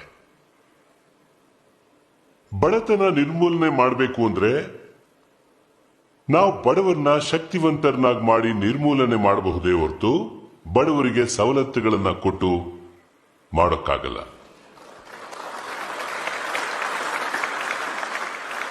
ಮತ್ತವರಿಗೆ ಶಕ್ತಿ ಕೊಡಕ್ಕೆ ಏನ್ ಮಾಡಬೇಕು ಅದನ್ನೆಲ್ಲ ನಾವು ಮಾಡಬೇಕಾಗತ್ತೆ. ಬಹುಶಃ 100 ರೂಪಾಯಿ ಬದಲಿಗೆ 200 ರೂಪಾಯಿ ಖರ್ಚಾಗಬಹುದು, ಆದ್ರೆ ಅದು ಕೊನೆಯಲ್ಲಿ ಫಲ ನೀಡುತ್ತೆ. ಇದರಿಂದಾಗಿ ನನ್ನದೇ ಆದಂತಹ ಒಂದು ಮೂಲ ಸಿದ್ಧಾಂತ ಇದೆ. ಅದೇನು ಅಂದ್ರೆ, ನಾವು ಸಮಾಜದಲ್ಲಿ ಏನು ಶಕ್ತಿಗಳಿದೆಯೋ ಅದಕ್ಕೆ ಇನ್ನೂ ಹೆಚ್ಚಿನ ಅವಕಾಶಗಳನ್ನು ಕೊಡೋದು ಅಂತ. ನಾವು ಒಂದು ತರಹದ ಪರಿಸರ ನಿರ್ಮಾಣ ಮಾಡಬೇಕಾಗಿದೆ. ಅದರಿಂದಾಗಿ ಒಂದು ಸಾಹಸ ಮಾಡೋ ಇಚ್ಛೆ ಬರೋ ಹಾಗೆ ಮಾಡಿ, ಎಲ್ಲಾದ್ರೂ ತಡೆ ಬಂದ್ರೆ ಕೈ ಹಿಡಿದು ಮುಂದೆ ನಡೆಸ್ಕೊಂಡು ಹೋಗುವಂತ ಯಾರಾದ್ರೂ ಒಬ್ರು ಸಿಕ್ಕರೆ ಮತ್ತೆ ನಮ್ಮ ಅನುಭವ ಈ ರೀತಿ ಇದೆ. ಅದೇನು ಅಂದ್ರೆ, ನಾವು ಪ್ರಧಾನಮಂತ್ರಿ ಮುದ್ರಾ ಯೋಜನೆ ಮಾಡಿದ್ವಿ. ನೀವು ಕೇಳಿರ್ಬೋದು, ಯಾವುದೋ ಕಾಲದಲ್ಲಿ ನಮ್ಮ ದೇಶದಲ್ಲಿ ಲೋನ್ ಮೇಳಗಳಾಗ್ತಾ ಇದ್ವು. ಲೋನ್ ಮೇಳ ಹೇಗ್ ನಡೀತಿತ್ತು ಅಂದ್ರೆ, ರಾಜಕೀಯ ವ್ಯಕ್ತಿಗಳು ತಮ್ಮ ಚೇಲಾಗಳನ್ನೆಲ್ಲ ಲೋನ್ ಮೇಳದಲ್ಲಿ ಸಾಲಾಗಿ ನಿಲ್ಲಿಸ್ತಿದ್ರು. ತಮ್ಮ ರಾಜಕೀಯ ಶಕ್ತಿನ ಬೆಳೆಸ್ಕೊಳ್ಳೋಕೋಸ್ಕರ ಅವರೆಲ್ಲ ಲೋನ್ ಮೇಳದಿಂದ ಹಣ ತಗೊಳ್ತಿದ್ರು.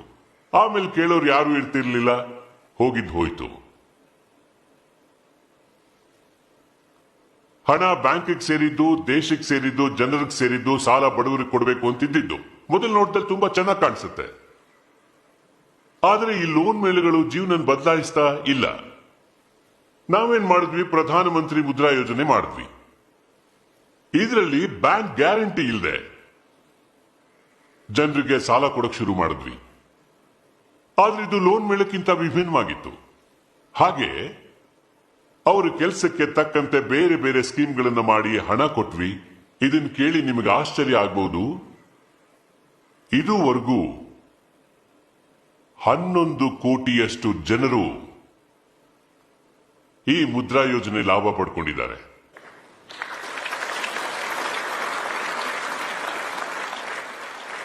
₹5 ಲಕ್ಷ ಕೋಟಿ ರೂಪಾಯಿಗಿಂತ ಹೆಚ್ಚು ಬಂಡವಾಳ ಇವರೆಲ್ಲರ ಕೈಗಳಿಗೆ ಸೇರಿದೆ. ಇದನ್ ಕೇಳಿ ನಿಮ್ಗೆ ಇನ್ನೂ ಅಷ್ಟು ಖುಷಿ ಆಗುತ್ತೆ. ಏನು ಅಂದ್ರೆ, ಬ್ಯಾಂಕ್ನಲ್ಲಿ ಮುದ್ರಾ ಯೋಜನೆಯಿಂದ ಹಣ ಸಿಕ್ಕಿರೋ ಜನರಿಗೆ ಬ್ಯಾಂಕ್ ಗ್ಯಾರಂಟಿ ಇಲ್ಲದೆ ಕೊಟ್ಟಿದೆ. ಯಾವುದೇ ಕೊಲಾಟ್ರಲ್ ಗ್ಯಾರಂಟಿ ಇಲ್ಲದೆ ಆ ಪತ್ರ ತಗೊಂಡ್ ಬಾ, ಈ ಪತ್ರ ತಗೊಂಡ್ ಬಾ ಅಂತ ಯಾವುದೂ ಇಲ್ಲ. 74% ಮಹಿಳೆಯರಿದ್ದಾರೆ ಇದರಲ್ಲಿ.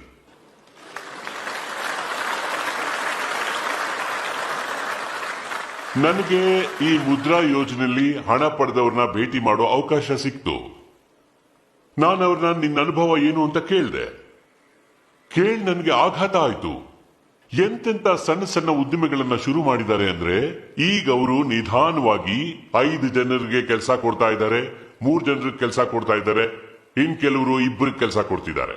ಈಗ ಅವರು ತಾವು ಒಬ್ಬ ವಾಣಿಜ್ಯೋದ್ಯಮಿಯಾಗಿ ಬೆಳೆಯೋದು ಹೇಗೆ ಅಂತ ಹೊಸ ಹೊಸ ಮಾರ್ಗಗಳ ಬಗ್ಗೆ ಯೋಚನೆ ಮಾಡ್ತಿದ್ದಾರೆ. ನನ್ನ ಪ್ರಕಾರ ಇದು ಸಬಲೀಕರಣ. ಅಂದ್ರೆ ಮೊದಲು ಹೇಗಿತ್ತು, ನೀನು ಯೋಚನೆ ಮಾಡಬೇಡ, ನಿನಗೆ ಸರ್ಕಾರಿ ಕೆಲಸ ಕೊಡಿಸ್ಬಿಡ್ತೀನಿ ಅಂತ ಹೇಳ್ತಿದ್ರು.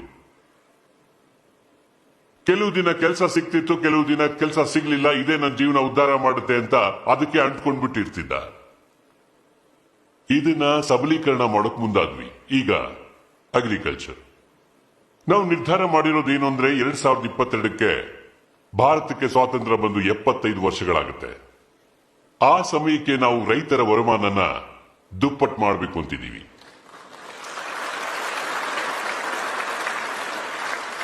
ಈಗ ಅದಕ್ಕೋಸ್ಕರ ಅದರ ಬಂಡವಾಳ ಕಡಿಮೆ ಆಗಬೇಕಾಗಿದೆ, ಇನ್ಪುಟ್ ಕಾಸ್ಟ್ ಏನಿದೆ ಅದು ಕಡಿಮೆ ಆಗಬೇಕಾಗಿದೆ. ನಮ್ಮ ದೇಶದಲ್ಲಿ ನೀವು ಆಗ್ಲೇ ಕೇಳ್ತಾ ಇದ್ರಲ್ಲ, ಮೋದಿಯ ಆಡಳಿತದ ಮಾದರಿ ಏನು ಅಂತ. ನಮ್ಮ ದೇಶದಲ್ಲಿ ನಾನು ಮುಖ್ಯಮಂತ್ರಿ ಆಗಿದ್ದಾಗ ನಾನು ಪ್ರಧಾನಮಂತ್ರಿಯವರಿಗೆ ಅತಿ ಹೆಚ್ಚು ಪತ್ರಗಳನ್ನು ಬರೆದಿದ್ದೀನಿ. ಒಂದು ವಿಷಯದ ಬಗ್ಗೆನೇ ಬರೀತಿದ್ದೆ. ವರ್ಷದಲ್ಲಿ 4-5 ಬಾರಿ ಬರಿಬೇಕಾಗಿತ್ತು. ನಮ್ಮ ದೇಶದಲ್ಲಿ, ನಮ್ಮ ರಾಜ್ಯದಲ್ಲಿ ರೈತರಿಗೆ ಯೂರಿಯಾ ಅಗತ್ಯ ಇದೆ, ನಮ್ಗೆ ಯೂರಿಯಾದ ಕೋಟ ಹೆಚ್ಚು ಮಾಡಿ ನಮ್ಗೆ ಯೂರಿಯಾ ಕೊಡಿ ಅಂತ. ಮತ್ತೆ ಸರ್ಕಾರ ಹೇಳ್ತಿತ್ತು, ಇದಕ್ಕಿಂತ ಹೆಚ್ಚು ನಾವು ಕೊಡೋಕ್ಕಾಗಲ್ಲ ಅಂತ. ಯೂರಿಯಾ ತಗೊಳ್ಳೋಕೆ ಅಂತ ಜನ 2 ದಿನ ಸಾಲಿನಲ್ಲಿ ನಿಲ್ತಿದ್ರು. ಕೆಲವು ರಾಜ್ಯಗಳಲ್ಲಂತೂ ಯೂರಿಯಾ ಪಡಿಬೇಕಾದ್ರೆ ಲಾಠಿ ಚಾರ್ಜ್ ಆಗುವಂತ ಘಟನೆ ಕೂಡ ನಡೀತಿತ್ತು. ಇದು ಯಾಕೆ ಆಗ್ತಾ ಇತ್ತು? ನೀವು ಆಶ್ಚರ್ಯ ಪಡ್ತೀರಾ. ಯೂರಿಯಾ ಕಾರ್ಖಾನೆ ಶುರು ಮಾಡೋಕೆ ಅಂದ್ರೆ 5-6 ವರ್ಷಗಳು ಬೇಕಾಗುತ್ತೆ. ನಾನು ಬಂದ್ಮೇಲೆ ಯಾವ ಹೊಸ ಕಾರ್ಖಾನೆನೂ ಶುರು ಮಾಡಿಲ್ಲ. ಅದ್ ಪ್ರಕ್ರಿಯೆ ನಡೀತಿದೆ, ಶುರುವಾಗುತ್ತೆ. ಮುಚ್ಚಿರೋದೇನಿದೆ ಅದು ಶುರುವಾಗುತ್ತೆ.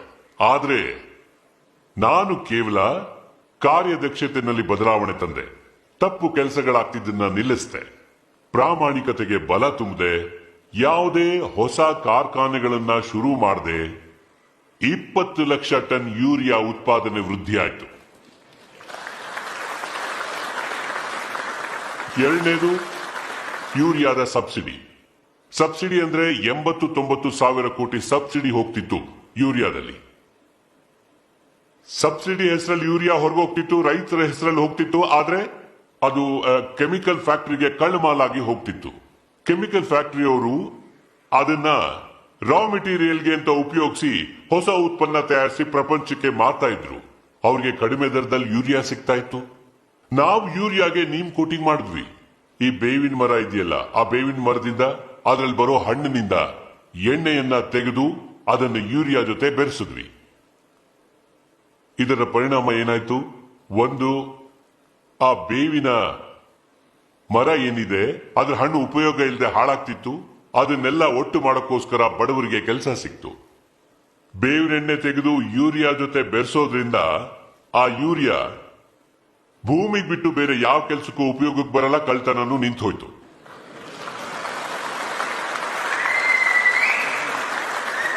ಮೂರನೇದು, ಯೂರಿಯಾಗೆ ನೀಮ್ ಕೋಟಿಂಗ್ ಮಾಡೋದ್ರಿಂದ ಅದಕ್ಕೆ ಅದರ ಶಕ್ತಿ ವೃದ್ಧಿ ಆಯ್ತು. ಭೂಮಿ ಫಲವತ್ತತೆ ಹೆಚ್ಚೋ ಅಧಿಕವಾದ ಇನ್ನೂ ಶಕ್ತಿ ಬಂತು. ಇದರಿಂದ ಉತ್ಪಾದನೆಯಲ್ಲಿ 5% ನಿಂದ 15% ವರೆಗೆ ಹೆಚ್ಚಳ ಆಯ್ತು. ಈಗ ನೀವೇ ಹೇಳಿ ಎಷ್ಟು ಲಾಭ ಆಯ್ತು ಅಂತ. ಈಗ ಇದು ಬದಲಾವಣೆ ಹೌದೋ ಅಲ್ವೋ ಹೇಳಿ. Skill development. ನಾವು ನಮ್ಗೆ ಕೆಮಿಕಲ್ ಫ್ಯಾಕ್ಟರಿ ಗುಜರಾತ್ ನಲ್ಲಿದೆ ಅಂತ ಇಟ್ಕೊಳ್ಳಿ. ಮತ್ತೆ ನಾನು ರಾಸಾಯನಿಕ ಕೌಶಲ ಅಭಿವೃದ್ಧಿ ಮಾಡ್ತಾ ಇರೋದು ಪಶ್ಚಿಮ ಬಂಗಾಳದಲ್ಲಿ. ಹಾಗಿದ್ದಾಗ ಕೆಲಸ ಎಲ್ಲಿ ಸಿಗುತ್ತೆ? ನಾವಿಲ್ಲಿ ಕಾರ್ಖಾನೆಗಳೇನಿದೆ ಅದರ ಅಧ್ಯಯನ ಮಾಡಿ ಅದಕ್ಕನುಸಾರವಾಗಿ ನಾವೇನಾದ್ರೂ ಕೌಶಲಾಭಿವೃದ್ಧಿ ಮಾಡಿದ್ರೆ ಆಗಲ್ಲಿ ತಕ್ಷಣ ಉದ್ಯೋಗ ಸಿಗುತ್ತೆ, ಮತ್ತೆ ಸ್ಥಿರತೆನೂ ಇರುತ್ತೆ. ಅದಕ್ಕೋಸ್ಕರ ನಾವು ದೇಶಾದ್ಯಂತ ಎಲ್ಲಿ ಉದ್ಯೋಗ ಪ್ರಪಂಚಕ್ಕೆ ಸಹಾಯಕವಾದ ಸ್ಥಳಗಳಿವೆಯೋ ಅದಕ್ಕನುಸಾರವಾಗಿ ಕೌಶಲಾಭಿವೃದ್ಧಿ ತಂತ್ರನ ಅಭಿವೃದ್ಧಿ ಮಾಡಿದ್ವಿ. ಅದು ಕೂಡ ಜನರ ಸಹಾಯದಿಂದ. ನಾವು ಹೇಳಿದ್ವಿ, ನೋಡಿ ನಮ್ದು 10 ಕಾರ್ಖಾನೆಗಳಿವೆ, ಆಟೋಮೊಬೈಲ್ ಕ್ಷೇತ್ರದಲ್ಲಿ ಕೆಲಸ ಮಾಡ್ತಿದ್ದೀರಾ, ನೀವು 10 ಜನ ಸೇರಿ ಇಲ್ಲೊಂದು ಸಂಸ್ಥೆ ಪ್ರಾರಂಭ ಮಾಡಿ, ಆಟೋಮೊಬೈಲ್ಗೆ ಯಾವ ಮಾನವ ಶಕ್ತಿ ಬೇಕೋ ಅದರ ತರಬೇತಿನ ಅಲ್ಲಿ ಮಾಡಿ, ನಿಮ್ಮ ಇಂಜಿನಿಯರ್ಗಳನ್ನೇ ಅಲ್ಲಿ ಕಳಿಸಿ. ಅಲ್ಲಿ ಏನ್ ಸ್ಕಿಲ್ ಅವರಿಗೆ ಸಿಗುತ್ತೋ ಅಂತ ಯುವಕರಿಗೆ ನಿಮ್ಮ ಆಟೋಮೊಬೈಲ್ ಫ್ಯಾಕ್ಟರಿನಲ್ಲೇ ಕೆಲಸ ಸಿಗುತ್ತೆ. ನಾವು ಇಂಥ ಮಾರ್ಗನ ನಮ್ದಾಗಿಸ್ಕೊಳ್ಳೋ ಪ್ರಯತ್ನ ಮಾಡಿದೀವಿ. ಹಾಗಂತ ಎಲ್ಲ ಮುಗಿದು ಹೋಯ್ತು ಅಂತಲ್ಲ, ನಾವೊಂದು ಸರಿಯಾದ ಮಾರ್ಗದಲ್ಲಿ ಹೋಗ್ತಿದೀವಿ. ಅದಕ್ಕೋಸ್ಕರನೇ ಯಾರು ಸಾಹಸ ಮಾಡ್ತಾರೋ ಅವ್ರಿಗೆ ಸಹಾಯ ಮಾಡುವಂಥದ್ದು ನಮ್ಮ ಕರ್ತವ್ಯ ಆಗಿದೆ. ಸಾಹಸ ಮಾಡುವಂಥವ್ರಿಗೆ ನಿರಾಶರಾಗದಂತೆ ನೋಡ್ಕೋಬೇಕು. ಎಲ್ಲಿ ಅಗತ್ಯ ಇದೆಯೋ ಅಲ್ಲಿ ಅವರ ಬೆರಳು ಹಿಡ್ಕೊಂಡು ಮುಂದೆ ಹೋಗ್ಬೇಕಾಗತ್ತೆ. ಬೆರಳಷ್ಟೇ ಅಲ್ಲ, ಅವರ ಕೈ ಹಿಡ್ಕೊಂಡು ಹೋಗ್ಬೇಕಾಗತ್ತೆ. ಅವರನ್ನ ತಳ್ಳಿ ಮುಂದೆ ಕರ್ಕೊಂಡು ಹೋಗ್ಬೇಕು ಅನ್ನೋದಾದ್ರೆ ಅದನ್ನು ಮಾಡೋಕೆ ಸರ್ಕಾರ ಸತತವಾಗಿ ಪ್ರಯತ್ನ ಮಾಡಬೇಕಾಗಿದೆ. ಅದನ್ನ ನಾವು ಮಾಡ್ತಿದೀವಿ. ನೋಡಿ, ಈ ಮಾತು ನಿಜ. ಇಂದು ಪ್ರಪಂಚ ತಂತ್ರಜ್ಞಾನ ಆಧಾರಿತವಾಗಿದೆ. ನಾವು ಅದನ್ನ ಅಲ್ಗೆಳೆಯೋಕ್ಕಾಗೋದಿಲ್ಲ. ಅದರ ಅತಿ ಹೆಚ್ಚು ಉಪಯೋಗನ ಹೇಗೆ ಮಾಡ್ಕೋಬಹುದು ಅದನ್ನ ನಾನು ಹೋಗ್ತೀನಿ. ಅದು ಮಾಹಿತಿ ತಂತ್ರಜ್ಞಾನದ ಕ್ರಾಂತಿ ಏನಿದೆ, ಅಂದ್ರೆ ಡಿಜಿಟಲ್ ಪ್ರಪಂಚದ ಕ್ರಾಂತಿ ಏನಿದೆ, ಈಗ ನಾವು ಆರ್ಟಿಫಿಷಿಯಲ್ ಇಂಟೆಲಿಜೆನ್ಸ್ ಯುಗ ಪ್ರವೇಶ ಮಾಡ್ತಿದ್ದೀವಿ. ಇದರಲ್ಲಿ ಪಾರದರ್ಶಕತೆಯ ಸಾಕಷ್ಟು ಸಾಧ್ಯತೆಗಳಿವೆ. ಇದರಲ್ಲಿ ಕಾರ್ಯದಕ್ಷತೆ ಇದೆ, ಪಾರದರ್ಶಕತೆ ಇದೆ, ಸುಲಭ ಆಡಳಿತ ಇದೆ. ಇದನ್ನೆಲ್ಲ ನೋಡಿ ನಾವು ಇದಕ್ಕೆ ಹೆಚ್ಚು ಬಲ ಕೊಡಬೇಕಾಗಿದೆ. ಭಾರತದಲ್ಲಿ ಆಪ್ಟಿಕಲ್ ಫೈಬರ್ ನೆಟ್ವರ್ಕ್ ನ ಭಾರಿ ಕೆಲಸ ವೇಗವಾಗಿ ನಡೀತಾ ಇದೆ. ನಿಮ್ಗೆ ಆಶ್ಚರ್ಯ ಆಗ್ಬಹುದು, ಮೊದಲು 3 ವರ್ಷಗಳಲ್ಲಿ 59 ಹಳ್ಳಿಗಳಿಗೆ ಆಪ್ಟಿಕಲ್ ಕೇಬಲ್ ನೆಟ್ವರ್ಕ್ ತಲುಪಿತ್ತು. ನಾನು ಬರೋ ಮೊದಲು ಯೋಜನೆ ಬಗ್ಗೆ ಜ್ಞಾನ ಇತ್ತು. ಆಪ್ಟಿಕಲ್ ಫೈಬರ್ ನೆಟ್ವರ್ಕ್ ಆಗ್ಬೇಕು ಅಂತ ಗೊತ್ತು. ಹಣ ಇತ್ತು. ಕೆಲಸ ಮಾಡೋರಿದ್ರು. ಆದ್ರೆ ಆಗಿದ್ದೇನು? 3 ವರ್ಷಗಳಲ್ಲಿ 59 ಹಳ್ಳಿಗಳು. ನಾನು 3 ವರ್ಷಗಳಲ್ಲಿ 1 ಲಕ್ಷ ಹಳ್ಳಿಗಳಲ್ಲಿ ಕೆಲಸ ಪೂರ್ತಿ ಮಾಡಿದ್ದೀನಿ. ಇದೇ ವ್ಯತ್ಯಾಸ, ಕೆಲಸದಲ್ಲಿರೋ ವ್ಯತ್ಯಾಸ. ಈಗ ನಾವುಗಳೀಗ ಜಮ್ ಯೋಜನೆ ಮಾಡಿದ್ದೀವಿ. GEM. ಯಾರೇ ಒಬ್ಬ ವ್ಯಕ್ತಿ ಡಿಜಿಟಲ್ ಪ್ರಪಂಚದ ಮೂಲಕ ತಾನು ರಿಜಿಸ್ಟರ್ ಸೇವ್ ಮಾಡ್ಕೋಬಹುದಾಗಿರುತ್ತೆ. ತಾನೇ ತನ್ನ ಮನೆಯಲ್ಲೇ ಪುಟ್ಟ ಪ್ರಾಡಕ್ಟ್ ಮಾಡಿ ಭಾರತ ಸರ್ಕಾರಕ್ಕೆ ಬೇಕಿದ್ರೆ ಮಾರ್ತಾನೆ. ಇದಕ್ಕೆ ಮಧ್ಯವರ್ತಿಗಳ ಅಗತ್ಯ ಇಲ್ಲ, ದೊಡ್ಡ ಟೆಂಡರ್ಗಳ ಅಗತ್ಯನೂ ಇಲ್ಲ, ದೊಡ್ಡ ಕಂಪನಿಗಳ ಅಗತ್ಯ ಇಲ್ಲ. ನನ್ಗೆ ಆಶ್ಚರ್ಯ ಆಯ್ತು. ಒಂದಿನ ತಮಿಳುನಾಡಿನಿಂದ ಒಬ್ಬ ಮಹಿಳೆ ಪತ್ರ ಬಂತು. ನಾನು ಮಾಮೂಲಾಗಿ ಪ್ರತಿದಿನ 10-12 ಪತ್ರಗಳನ್ನ ಓದೋ ಪ್ರಯತ್ನ ಮಾಡ್ತಿರ್ತೀನಿ. ಸಾವಿರಾರು ಪತ್ರಗಳು ಬರ್ತಾ ಇರುತ್ತೆ, ಅದನ್ನೆಲ್ಲ ನಾನು ಓದಕ್ಕಾಗಲ್ಲ, ಡಿಪಾರ್ಟ್ಮೆಂಟ್ ಓದ್ಕೊಳ್ಳುತ್ತೆ. ಅದ್ರ ಮಧ್ಯೆ 10-12 ಪತ್ರಗಳನ್ನ ತೆಗೆದು ನಾನು ಓದ್ತೀನಿ. ಯಾಕೆಂದ್ರೆ ನನಗೆ ಸಾಮಾನ್ಯ ವ್ಯಕ್ತಿಗಳ ಭಾವನೆಗಳೇನು ಅಂತ ಗೊತ್ತಾಗತ್ತೆ. ಇಂಥ ಒಂದು ಪತ್ರ ನನ್ನ ಕೈಗೆ ಸಿಕ್ತು. ತಮಿಳುನಾಡಿನಿಂದ ಒಬ್ಬ ಮಹಿಳೆ ಈ ಪತ್ರ ಬರೆದಿದ್ರು. ಅದನ್ನ ನೋಡಿ ನನ್ಗೆ ಆಶ್ಚರ್ಯ ಆಯ್ತು. ಅವ್ರಿಗೆ 2 ಮಕ್ಕಳಿವೆ. ಅವ್ರ ಬಗ್ಗೆ ಬರೆದಿದ್ದಾರೆ. ನನ್ನ ಗಂಡ ಕೆಲಸ ಮಾಡ್ತಾರೆ, ನನ್ನ ಮಗಳು ದೊಡ್ಡೋಳಾದ್ರು, ಮದುವೆ ಮಾಡ್ಬೇಕಾಗಿತ್ತು, ಮನೇಲಿ ಹಣದ ಅಗತ್ಯ ಇತ್ತು, ಅದಕ್ಕೆ ನಾನು ಕೆಲಸ ಮಾಡೋಣ ಅಂತ ಯೋಚನೆ ಮಾಡಿದೆ. ನನ್ನ ಮಗಳು ಹೇಳಿದ್ಲು ಮುದ್ರಾದಿಂದ ಹಣ ತಗೋ, ಮುದ್ರಾ ಯೋಜನೆಯಿಂದ. ಮತ್ತೆ ಹೇಳಿದ್ರು ನಾನು ಅಪ್ಲೈ ಮಾಡಿದೆ, ನನಗೆ ಮುದ್ರಾ ಯೋಜನೆಯಲ್ಲಿ ಹಣ ಸಿಕ್ತು ಅಂತ. ನನಗೆ ಆಶ್ಚರ್ಯ ಆಯ್ತು. 15 ದಿನಗಳಲ್ಲೇ ಹಣ ಸಿಕ್ಬಿಡ್ತು. ಮತ್ತೆ ಹೇಳಿದ್ರು ನಾನು ಮಾರ್ಕೆಟ್ ನಿಂದ ಸಾಮಾನು ತಗೊಂಡ್ಬಂದು ಮಾರೋಕ್ ಶುರು ಮಾಡಿದೆ ಅಂತ. ಅಷ್ಟರಲ್ಲಿ ನಾನು ನನ್ನ ಮಕ್ಕಳು ಜೆಮ್ನಲ್ಲಿ ರಿಜಿಸ್ಟರ್ ಮಾಡು ಅಂದ್ರು. ನಾನು ರಿಜಿಸ್ಟರ್ ಮಾಡಿದೆ ಅಂದ್ರು. ಜೆಮ್ಮಲ್ಲಿ ನಾನು ಓದಿದ್ದೇನೆಂದ್ರೆ, ಪ್ರಧಾನ ಮಂತ್ರಿ ಕಾರ್ಯಾಲಯದಲ್ಲಿ ಟೀಗೋಸ್ಕರ 2 ಥರ್ಮಾಸ್ ಬೇಕು ಅನ್ನೋದನ್ನ. ನಾನು ಮಾರ್ಕೆಟ್ ಅಲ್ಲಿ ವಿಚಾರಿಸಿದೆ, ಕಮ್ಮಿ ದರದಲ್ಲಿ ಥರ್ಮಾಸ್ ಎಲ್ಲಿ ಸಿಗತ್ತೆ ಅಂತ. ನಾನು ಪ್ರಧಾನ ಮಂತ್ರಿ ಕಾರ್ಯಾಲಯದಲ್ಲಿ ಜೆಮ್ನಲ್ಲಿ ಅದನ್ನ ಬರ್ದೆ. ಜೆಮ್ ಮೂಲಕ ಪ್ರಧಾನ ಮಂತ್ರಿ ಕಾರ್ಯಾಲಯದಿಂದ ಆರ್ಡರ್ ಸಿಕ್ಬಿಡ್ತು. ನಾನು 2 ಥರ್ಮಾಸ್ನ ದೇಶದ ಪ್ರಧಾನ ಮಂತ್ರಿ ಕಾರ್ಯಾಲಯಕ್ಕೆ ತಲುಪಿಸಿದೆ. ನನಗೆ ಅದಕ್ಕೆ ಹಣನೂ ಸಿಕ್ಬಿಡ್ತು. ಹೇಳಿದ್ರು ನನ್ನ ಸಂತೋಷಕ್ಕೆ ಪಾರವೇ ಇಲ್ಲ. ಇದು ಹೇಗ್ ಸಾಧ್ಯ ಅಂತ. ಇದು ಡಿಜಿಟಲ್ ಕ್ರಾಂತಿಯ ಪರಿಣಾಮದಿಂದ ಸಾಧ್ಯವಾಯಿತು. ಇಲ್ಲ ಅಂದ್ರೆ ಎಲ್ಲಿ ತಮಿಳುನಾಡಿನ ಯಾವುದೋ ಹಳ್ಳಿಲಿ ಒಬ್ಬ ಮಹಿಳೆ ಈಗಿನ್ನು ವ್ಯಾಪಾರ ಶುರು ಮಾಡಿದ್ದಾರೆ, ಮತ್ತೆ ಅವ್ರು ಮಾಡಿದ ವಸ್ತು ಪ್ರಧಾನ ಮಂತ್ರಿ ಕಾರ್ಯಾಲಯ ತಲುಪಿದೆ ಅಂದ್ರೆ ಇದು ಡಿಜಿಟಲ್ ಕ್ರಾಂತಿಯ ಮೂಲಕ. ಎರಡನೇದು, ವಿದ್ಯಾಭ್ಯಾಸ ಮತ್ತು ಆರೋಗ್ಯ ವಲಯದಲ್ಲಿ ಡಿಜಿಟಲ್ ಕ್ರಾಂತಿ ದೊಡ್ಡ ಸೇವೆ ಮಾಡಬಹುದಾಗಿದೆ. ಆ ದಿಕ್ಕಿನಲ್ಲಿ ಸಾಗೋಕೆ ನಾವು ಪ್ರಯತ್ನ ಮಾಡ್ತಿದ್ದೀವಿ. ನನ್ಗನ್ಸುತ್ತೆ ಭಾರತ್ ಐಟಿ ರೆವಲ್ಯೂಷನ್ ಅಲ್ಲಿ ಭಾರತದ ಒಂದು ದೊಡ್ಡ ಕಾಂಟ್ರಿಬ್ಯೂಷನ್ ಇದೆ. ಅದರ ಲಾಭ ಭಾರತದ ಸಾಮಾನ್ಯ ಪ್ರಜೆಗೆ ಸಿಗಬೇಕಾಗಿದೆ. ಆ ದಿಕ್ಕಿನಲ್ಲಿ ಪ್ರಯತ್ನ ನಡೆದಿದೆ.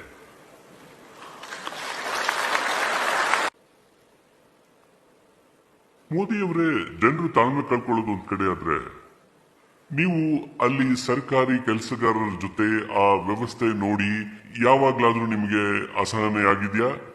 ನಿಮ್ಗೆ ಯಾವತ್ತಾದ್ರೂ ನಿರಾಸೆ ಆಗಿದ್ಯಾ? ಕೆಲಸ ಮೋದಿಜಿ ಲೆಕ್ಕಾಚಾರದಲ್ಲಿ ಅಂದ್ರೆ ಆ ಸ್ಪೀಡ್ ಅಲ್ಲಿ ನಡೀತಿಲ್ಲ ಅಂತ. ಬುಲೆಟ್ ಟ್ರೈನ್ ಈ ಸ್ಪೀಡ್ ಏನಿದೆ ಆ ತರ ನಿಮ್ ಮನ್ಸಲ್ಲಿ ಉದ್ಭವ ಆಗುತ್ತೆ.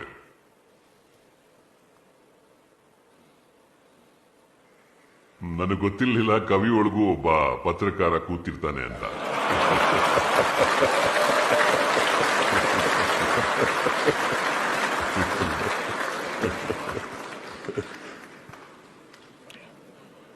ನನ್ನ ಪ್ರಕಾರ ಯಾವತ್ತು ನನಗೆ ಅಸಹನೆ ಬರುತ್ತೋ ಅವತ್ತು ನಾನು ದೇಶದ ಕೆಲಸಕ್ಕೆ ಬರೋದಿಲ್ಲ.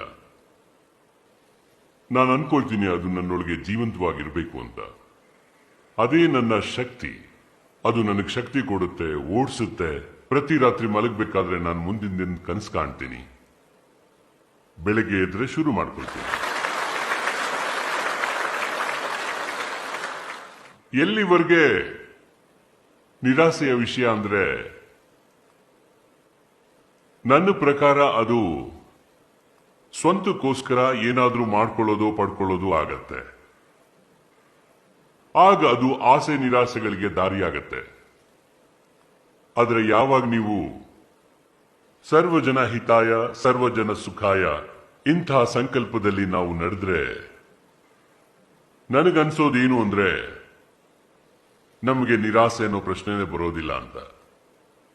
ಕೆಲವರಿಗೆ ಈ ರೀತಿ ಅನಿಸ್ಬೋದು, ಅಯ್ಯೋ ಬಿಡಿ, ಇಲ್ಲಿ ಆಗುವಂಥದ್ದು ಏನೂ ಇಲ್ಲ, ಸರ್ಕಾರ ನಿಷ್ಪ್ರಯೋಜಕ, ನಿಯಮಗಳು ನಿಷ್ಪ್ರಯೋಜಕ, ಕಾನೂನು ನಿಷ್ಪ್ರಯೋಜಕ, ಆಡಳಿತ ನಿಷ್ಪ್ರಯೋಜಕ, ಅವ್ರ ಕೆಲಸಗಳು ಸರಿ ಇಲ್ಲ, ಹೀಗೆ ಅಂದ್ಕೊಳ್ಳೋ ಒಂದು ಗುಂಪಿನ ಜನ ಸಿಗ್ತಾರೆ. ಅವ್ರು ಯಾವಾಗ್ಲೂ ಹೀಗೆ ಮಾತಾಡ್ತಿರ್ತಾರೆ. ನಾನು ಬೇರೆ ರೀತಿಯ ಮನುಷ್ಯ. ನಾನು ಕೆಲವು ಸಾರಿ ಹೇಳ್ತಾ ಇದ್ದೆ, ನಾವೊಂದು ಗ್ಲಾಸ್ನಲ್ಲಿ ಅರ್ಧ ತುಂಬಿರುತ್ತೆ. ಒಬ್ಬ ನೋಡಿ ಹೇಳ್ತಾನೆ ಗ್ಲಾಸ್ ಅರ್ಧ ಇದೆ ಅಂತ, ಮತ್ತೊಬ್ಬ ಹೇಳ್ತಾನೆ ಲೋಟ ಅರ್ಧ ತುಂಬಿದೆ ಅಂತ, ಇನ್ನೊಬ್ಬ ಹೇಳ್ತಾನೆ ಅರ್ಧ ಖಾಲಿ ಇದೆ ಅಂತ. ನನ್ನನ್ನ ಕೇಳಿದ್ರೆ ನಾನು ಹೇಳ್ತೀನಿ ಅರ್ಧ ನೀರಿಂದ ತುಂಬಿದೆ, ಅರ್ಧ ಗಾಳಿಯಿಂದ ತುಂಬಿದೆ.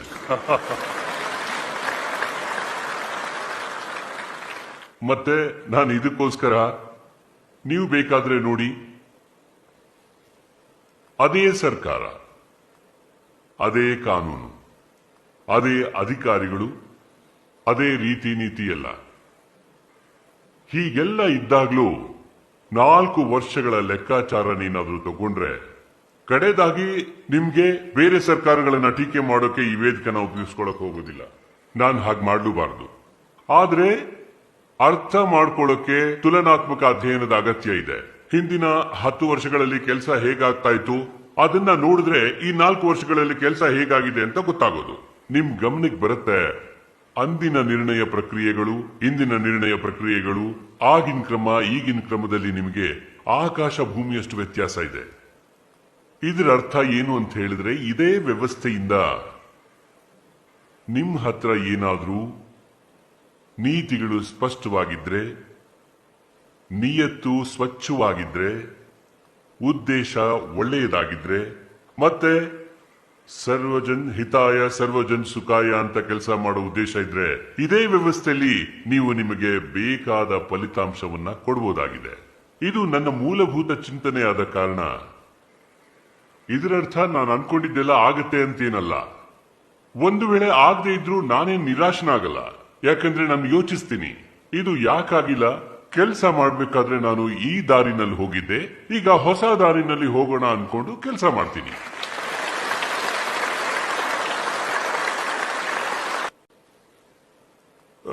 ಪ್ರಧಾನಮಂತ್ರಿಗಳೇ ನಮಸ್ಕಾರ. ನಾನು ಸಂತೋಷ್ ಪಾಟೀಲ್, ಕರ್ನಾಟಕದವನು. ಇವತ್ತು ಕರ್ನಾಟಕದ ಜನರಿಗೆ ಸಂತೋಷದ ದಿನ. ಇವತ್ತು ನಿಮಗೆ ಗೊತ್ತಿರಬಹುದು, ಇವತ್ತು ಜಗದ್ಗುರು ಬಸವೇಶ್ವರ ಜಯಂತಿ.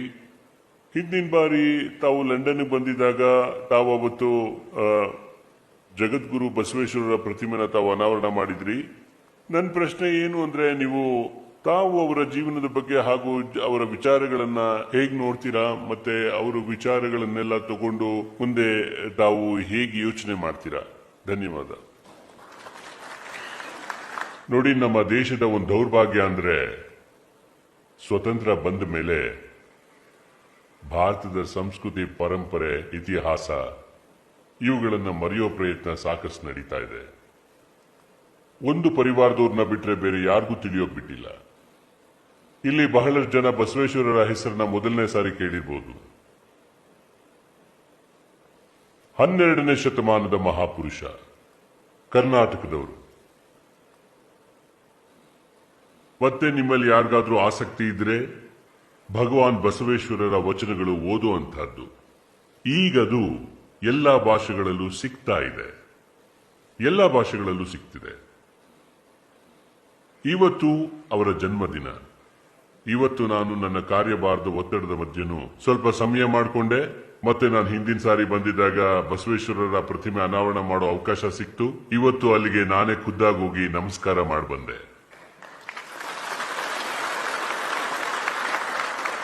ನೋಡಿ, ನಮ್ಮವ್ರ ಬಗ್ಗೆ ನಾವು ಹೆಮ್ಮೆನೆ ಪಟ್ಕೊಳ್ಳಲ್ಲ, ಅದೇ ನಮ್ಮ ದೌರ್ಭಾಗ್ಯ. ನಮ್ಗೆ ನಮ್ಮವ್ರ ಮಹತ್ವದ ಬಗ್ಗೆ ತಿಳಿದೇ ಇಲ್ಲ. ನಾವು ಮ್ಯಾಗ್ನಾ ಕಾರ್ಟ್ ಬಗ್ಗೆ ತಿಳ್ಕೋತೀವಿ, ಎಲ್ಲ ಓದ್ತೀವಿ, ಪ್ರಜಾತಂತ್ರದ ಬಗ್ಗೆ ಪ್ರಪಂಚದ ಎಲ್ಲಾ ವಿಷಯಗಳನ್ನು ಮಾತಾಡ್ತೀವಿ. ಇದು ನಿಮಗೆ ತಿಳಿದ್ರೆ ಸಂತೋಷವಾಗತ್ತೆ. 12ನೇ ಶತಮಾನದಲ್ಲಿ ಭಗವಾನ್ ಬಸವೇಶ್ವರರು ಮ್ಯಾಗ್ನಾ ಕಾರ್ಟ್ಗೂ ಮೊದಲು ಪ್ರಜಾತಂತ್ರಕ್ಕಾಗಿ ತಮ್ಮ ಜೀವನವನ್ನೇ ಸವಸಿದ್ರು. ಅವರು ಒಂದು ಅನುಭವ ಮಂಟಪ ಅನ್ನೋ ವ್ಯವಸ್ಥೆ ಮಾಡಿದ್ರು. ಮತ್ತೆ ಅಲ್ಲಿ ಸಮಾಜದ ಎಲ್ಲ ವರ್ಗದವರು ಸೇರ್ತಾ ಇದ್ರು. ಅಲ್ಲಿ ಸಾಮಾಜಿಕ ಸಮಸ್ಯೆಗಳ ಬಗ್ಗೆ ಚಿಂತನೆ ಮಾಡ್ತಾ ಇದ್ರು. ಅದು ಆ ಕಾಲದಲ್ಲಿ. ಅದರಲ್ಲಿ ಕಡ್ಡಾಯವಾಗಿ ಮಹಿಳಾ ಪ್ರತಿನಿಧಿಗಳು ಇರ್ತಿದ್ರು. 12ನೇ ಶತಮಾನದಲ್ಲಿ ಅಲ್ಲಿ ಸಾಮಾಜಿಕ ಸಮಸ್ಯೆಗಳಿಗೆ ಪರಿಹಾರ ಕಂಡು ಹಿಡಿತಿದ್ರು, ಸಮಾಜವನ್ನ ಜಾಗೃತಗೊಳಿಸ್ತಿದ್ರು. ನಮ್ಮ ದೇಶ ಜಾತಿವಾದ, ಮೇಲು ಕೀಳು, ಅವನ್ ಬಡವ ಯಾವ ರೀತಿ ಚೆದ್ರು ಹೋಗಿತ್ತು ಅಂದ್ರೆ, ಭಗವಾನ್ ಬಸವೇಶ್ವರರು ಇವ್ರನ್ನೆಲ್ಲ ಒಂದೇ ಸೂರ್ನಡಿ ಒಟ್ಟು ಮಾಡಿದ್ರು.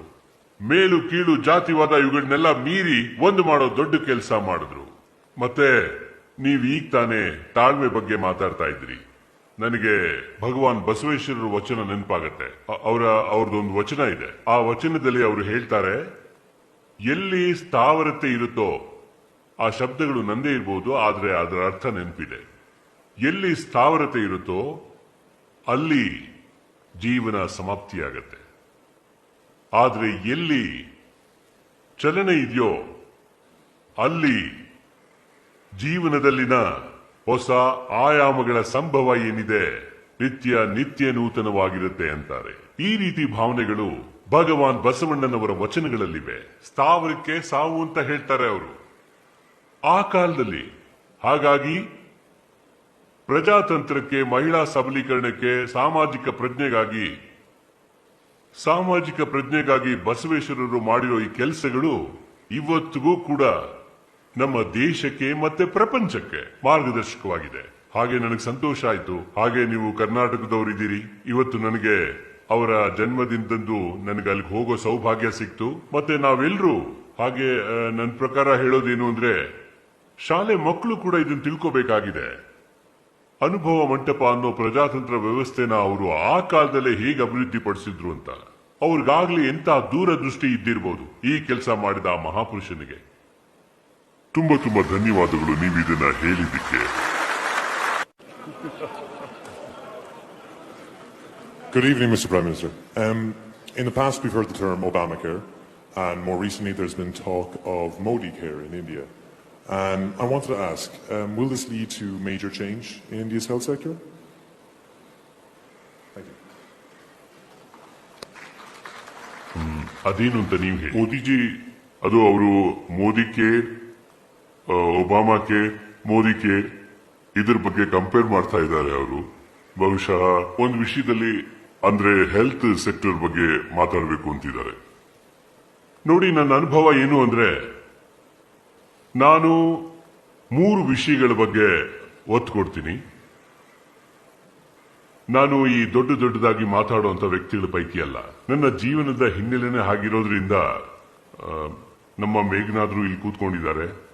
ನಾನು ಅವರ ಮಟ್ಟದಲ್ಲಿ ಮಾತುಗಳನ್ನ ಬಲ್ಲುವಂತ ಪರಂಪರೆಯವನ್ನಲ್ಲ ನಾನು. ಆದ್ರೆ 3 ವಿಷಯಗಳಿವೆ. ಮಕ್ಕಳಿಗೆ ಓದು, ಯುವಕರಿಗೆ ಗಳಿಕೆ, ವಯಸ್ಸಾದವರಿಗೆ ಔಷಧಿ.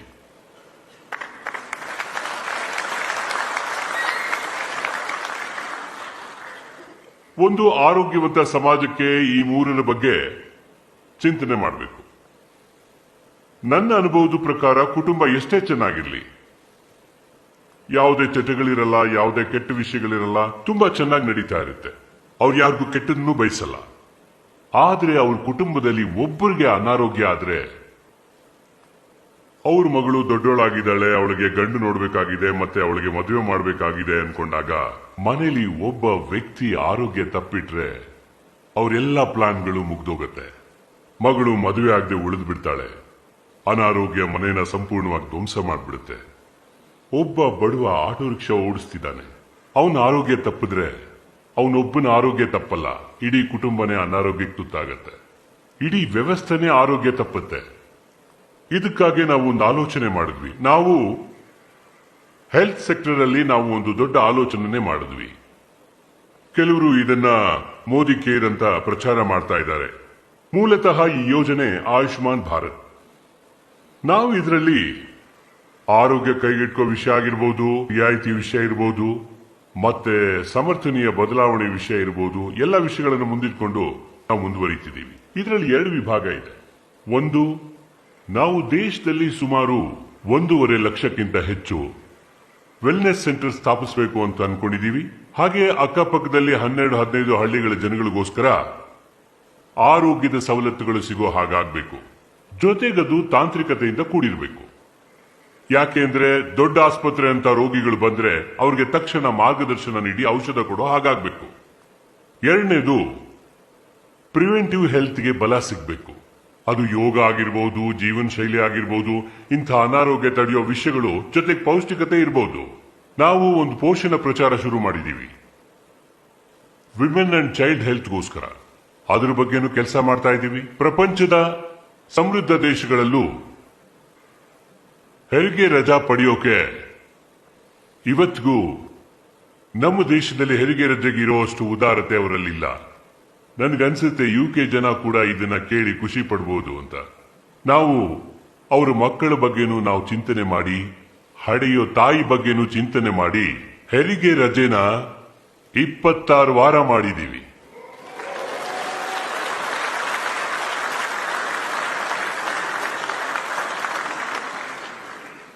ಇನ್ನೂ ಒಂದು ವಿಷಯ ಇದೆ.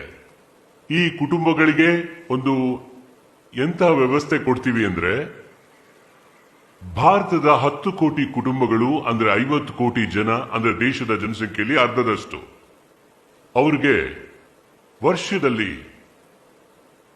5 ಲಕ್ಷ ರೂಪಾಯಿಗಳವರೆಗೆ ಆರೋಗ್ಯದ ಖರ್ಚನ್ನ ಸರ್ಕಾರ ಉಚಿತವಾಗಿ ಕೊಡುತ್ತೆ. ಒಂದು ವರ್ಷದಲ್ಲಿ ಒಬ್ಬ ವ್ಯಕ್ತಿಯಾಗ್ಲಿ ಇನ್ನೊಬ್ಬ ವ್ಯಕ್ತಿಯಾಗ್ಲಿ ಅವ್ರಿಗೆ ಆರೋಗ್ಯ ಏರುಪೇರಾದ್ರೆ 5 ಲಕ್ಷದವರೆಗೆ ವಿಮೆ ಸರ್ಕಾರ ಬರ್ಸ್ಕೊಡುತ್ತೆ. ಇದರಿಂದಾಗಿ ಬಡವರ ಜೀವನದಲ್ಲಿ ಏನೇ ಸಂಕಟ ಬಂದ್ರು, ಸಮಸ್ಯೆ ಬಂದ್ರು ಅದಕ್ಕೆ ಮುಕ್ತಿ ಸಿಗುತ್ತೆ. ನನಗೆ ಗೊತ್ತು ಅದು ಭಗೀರಥನ ಪ್ರಯತ್ನ ಅಂತ, ಆದ್ರೆ ಅದನ್ನ ಮಾಡಲೇಬೇಕಲ್ವಾ. ಇನ್ನೊಂದು, ಈ ಕಾರಣದಿಂದ ಖಾಸಗಿ ಆಸ್ಪತ್ರೆಗಳು ಪ್ರಾರಂಭ ಆಗೋ ಸಂಭವ ಹೆಚ್ಚಾಗುತ್ತೆ. 2 ಟೈರ್ 3 ಟೈರ್ ತರ ಒಳ್ಳೆ ಆಸ್ಪತ್ರೆಗಳ ನೆಟ್ವರ್ಕ್ ಕಾರ್ಯಗತವಾಗುತ್ತೆ. ಯಾಕೆಂದ್ರೆ ಅವ್ರಿಗೆ ಗೊತ್ತಿದೆ ಯಾವ ರೋಗಿ ಬರ್ತಾನೋ ಅವನು ಕೊಡೋರಿದ್ದಾರೆ ಅಂತ ಗೊತ್ತಿರೋದ್ರಿಂದ ಅವ್ನು ಖಂಡಿತವಾಗೂ ಹೋಗ್ತಾನೆ. ಸಣ್ಣದಾಗಿ ಹುಷಾರ್ ತಪ್ಪಿದ್ರು ಈಗ ಅವನಲ್ಲಿ ಹೋಗೋದಿಲ್ಲ. ಅಯ್ಯೋ ಬಿಡು 2 ದಿನದಲ್ಲಿ ಸರಿ ಹೋಗುತ್ತೆ ಅಂತ ಹಾಗೆ ಅನುಭವಿಸ್ಬಿಡ್ತಾನೆ. ಹಣ ಕೊಡ್ತಾರೆ ಅಂತ ಗೊತ್ತಾದ್ರೆ ಹೋಗ್ತಾನೆ. ಆಸ್ಪತ್ರೆಗೂ ಗೊತ್ತಾಗತ್ತೆ ರೋಗಿ ಖಂಡಿತವಾಗ್ಲೂ ಬರ್ತಾನೆ, ಯಾಕೆಂದ್ರೆ ಹಣ ಕೊಡೋರು ಬೇರೆಯವರಿದ್ದಾರೆ ಅಂತ. ಹೀಗಾಗಿ ಆಸ್ಪತ್ರೆಗಳ ಹೊಸ ಸರಣಿ ಪ್ರಾರಂಭವಾಗುತ್ತೆ. ಆದ್ರೆ ನಾನು ಒಪ್ತೀನಿ, ಮುಂದಿನ ಭವಿಷ್ಯದಲ್ಲಿ ಮತ್ತೆ ನಿಮ್ಮಲ್ಲಿ ಯಾರಾದ್ರೂ ಆರೋಗ್ಯ ಕ್ಷೇತ್ರದಲ್ಲಿ ಕೆಲಸ ಮಾಡೋಕೆ ಇಚ್ಛೆ ಪಡೋರ್ಗೆ 1,000ಕ್ಕೂ ಹೆಚ್ಚು ಹೊಸ ಆಸ್ಪತ್ರೆಗಳು ಪ್ರಾರಂಭ ಆಗೋ ಸಂಭವ ಇದೆ. ಇದರಿಂದ ಶಾಶ್ವತವಾದ ಪರಿಹಾರ ಉದ್ಭವ ಆಗುತ್ತೆ. ಅದೇ ರೀತಿಯಾಗಿ ಔಷಧಿಗಳು ಪ್ಯಾಕಿಂಗ್ ಚೆನ್ನಾಗಿರುತ್ತೆ, ಔಷಧಿ ಬರೆದು ಕೊಡೋನ್ಗೂ ಏನಾದ್ರೂ ಸಿಗ್ತಿರುತ್ತೆ. ನಿಮಗೆ ಗೊತ್ತಿರುತ್ತೆ ಅನ್ಸುತ್ತೆ, ಡಾಕ್ಟರ್ಗಳ ಕಾನ್ಫರೆನ್ಸ್ ಸಿಂಗಾಪುರ್ನಲ್ಲಿ ಆಗುತ್ತೆ, ದುಬೈನಲ್ಲಿ ಆಗುತ್ತೆ. ಅಲ್ಲೇನ್ ರೋಗಿಗಳಿಗೋಸ್ಕರ ಹೋಗಲ್ಲ, ಅಂದ್ರೆ ಔಷಧಿ ಕಂಪನಿಗಳಿಗೆ ಅದರ ಅಗತ್ಯ ಇರುತ್ತೆ, ಅದರಿಂದ ಅವ್ರು ಮಾಡ್ತಾರೆ. ಹಾಗಾಗಿ ನಾವೇನ್ ಮಾಡಿದ್ವಿ, ಜನರಿಕ್ ಔಷಧಿಗಳು ಅವು ಒಳ್ಳೆ ಗುಣಮಟ್ಟದ್ದಾಗಿರುತ್ತೆ. ಯಾವ ಔಷಧಿಗಳು 1,000 ರೂಪಾಯಿಗೆ ಸಿಕ್ತಿತ್ತೋ ಈಗ ಅದು ಜನರಿಕ್ ಔಷಧಿ ಅಂಗಡಿನಲ್ಲಿ 15 ರೂಪಾಯಿಗೆ ಸಿಗತ್ತೆ. ಹೀಗೆ ನಾವು ಬಡವರಿಗೆ ಅಂತ 3,000 ಜನೌಷಧಾಲಯದ ಕಾರ್ಯಗಳನ್ನ ಮಾಡಿದೀವಿ. ಅದನ್ನ ಇನ್ನೂ ದೊಡ್ಡದಾಗಿ ಮಾಡ್ತಿದೀವಿ. ಸಾಮಾನ್ಯ ಜನರು ಅದು ಪ್ರಚಾರ ಮಾಡ್ತಿದ್ದಾರೆ. ಅದರ ಪ್ರಕಾರ ಮತ್ತೆ ಡಾಕ್ಟರ್ ಹತ್ರ ಹೋದ್ರೆ ಹೃದಯದ ರೋಗ ಇದೆ ಅಂತ ಹೇಳ್ತಾರೆ. ಅದು ಒಳಗಡೆ ಇರೋದು ನಿಮ್ಗಂತೂ ಗೊತ್ತಾಗೋದಿಲ್ಲ, ಭಯ ಆಗ್ಬಿಡುತ್ತೆ. ಅಯ್ಯೋ ಏನಾದ್ರೂ ಆದ್ರೆ ಅಂತ ಡಾಕ್ಟರ್ ಹೇಳ್ತಾರೆ ಸ್ಟಂಟ್ ಹಾಕ್ಲೇಬೇಕು ಅಂತ. ಅವನು ಹೇಳ್ತಾನೆ ಸರಿ, ಮತ್ತೆ ಡಾಕ್ಟರ್ 2 ಸ್ಟಂಟ್ ಇದೆ ಅಂತಾರೆ. ಇದನ್ನ ಹಾಕ್ಸ್ಕೊಂಡ್ರೆ 1 ಲಕ್ಷ, ಇದನ್ನ ಹಾಕ್ಸ್ಕೊಂಡ್ರೆ 2 ಲಕ್ಷ ಅಂತಾರೆ. ಅವನ್ ಕೇಳ್ದ 1 ಯಾಕಿಷ್ಟು 2 ಯಾಕಿಷ್ಟು? ಅವನು ಹೇಳ್ತಾನೆ 2 ಲಕ್ಷ ತಗೊಂಡ್ರೆ ಜೀವನ ಪೂರ್ತಿ ನಡೆಯುತ್ತೆ, 1 ಲಕ್ಷ ತಗೊಂಡ್ರೆ 4-5 ವರ್ಷಗಳಷ್ಟೇ ಅಂತ ಹೊಸದು. ಮತ್ತ ಅವನು ಹೇಳ್ತಾನೆ ಇದನ್ನೇ ಹಾಕ್ಬಿಡಪ್ಪ 2ನೇದು ಅಂತ. ಪಾಪ ಅವನು ಎಲ್ಲಿಂದನೋ ದುಡ್ಡು ತಗೊಂಡ್ ಬರ್ತಾನೆ. ನಾನು ಆಶ್ಚರ್ಯದಿಂದ ಕೇಳ್ದೆ, ಇದೇನಿದು 2 ಲಕ್ಷದ ಬೇರೆ ಸ್ಟೆಂಟ್ ಅಂದ್ರೆ? ನಾನು ಆಮೇಲೆ ಮಾತುಕತೆ ಶುರು ಮಾಡಿದೆ. ನಿಮ್ಗೆ ಆಶ್ಚರ್ಯ ಆಗತ್ತೆ, ಮಾತಾಡ್ತಾ ಮಾತಾಡ್ತಾ 60% ಇಂದ 80% ಕಡಿಮೆ ಆಗೋಯ್ತು. ಯಾವುದು 1.5 ಲಕ್ಷ 2 ಲಕ್ಷಕ್ಕೆ ಆಗ್ತಿತ್ತೋ ಈಗ 20 ರಿಂದ 25 ಸಾವಿರಕ್ಕೆ ಸಿಗ್ತಾ ಇದೆ ಬಡವರಿಗೆ. ಅದೇ ರೀತಿಲಿ ನೀ ಟ್ರಾನ್ಸ್ಪ್ಲಾಂಟ್ ನೋಡ್ತಾ ಇದ್ದೀವಲ್ಲ, ಜನಗಳಿಗೆ ಅಭ್ಯಾಸನೇ ಇಲ್ಲ. ಆಸನ ಯೋಗ ಎಲ್ಲ ಮಾಡಿ ಅಂತ ನಾನು ಆಗಾಗ್ಗೆ ಎಲ್ರಿಗೂ ಹೇಳ್ತಿರ್ತೀನಿ. ಈಗ ಕಾಲ್ ನಡೆಯೋದಿಲ್ಲ, ಸರಿ ನಡೀರಿ ಸ್ಕ್ರೂ ಫಿಟ್ ಮಾಡ್ಕೊಳ್ಳೋಣ ಅಂತೀರಾ, ತುಂಬಾ ದುಡ್ಡು ತಗೊಳ್ತಾರೆ. ಕೊನೆಗೆ ಅವ್ರನ್ನೂ ಕರೆದೆ ಅದು ಆಯ್ತು. ಹೀಗೆ ಅನೇಕ ವಿಚಾರಗಳನ್ನ ಮಾಡಬಹುದು. ಹೆಲ್ತ್ ಸೆಕ್ಟರ್ ವಿಷಯದಲ್ಲಿ ಸಮಗ್ರ ದೃಷ್ಟಿಕೋನದಲ್ಲಿ ಕೆಲಸ ಮಾಡ್ತಿದ್ದೀವಿ. ಅದರ ಜೊತೆಗೆ ಸ್ವಚ್ಛತೆನೂ ಸೇರ್ಕೊಂಡಿದೆ. ವರ್ಲ್ಡ್ ಬ್ಯಾಂಕ್ ವರದಿ ಪ್ರಕಾರ ಹೇಳೋದಾದ್ರೆ, ಸ್ವಚ್ಛತೆಗೆ ಏನಾದ್ರೂ ನಾವು ಗಮನ ಕೊಡೋದಾದ್ರೆ, ಒಂದು ಕುಟುಂಬದ ಅನಾರೋಗ್ಯಕ್ಕೆ ವರ್ಷದಲ್ಲಿ ಮಾಡೋ ಖರ್ಚಲ್ಲಿ ಏನಿಲ್ಲ ಅಂದ್ರೂ 7,000 ದಿಂದ 12,000 ಉಳಿತಾಯ ಆಗತ್ತೆ. ಹೀಗೆ ಬೇರೆ ವಿಷಯಗಳನ್ನ ತಗೊಂಡು ನಾವು ಯೋಜನೆ ಮಾಡಿದೀವಿ. ಜನರು ಇದನ್ನ ಮೋದಿ ಕೇರ್ ಅಂತಾರೆ. ಅದು ಅವ್ರಿಗೆ ಬಿಟ್ಟಿದ್ದು.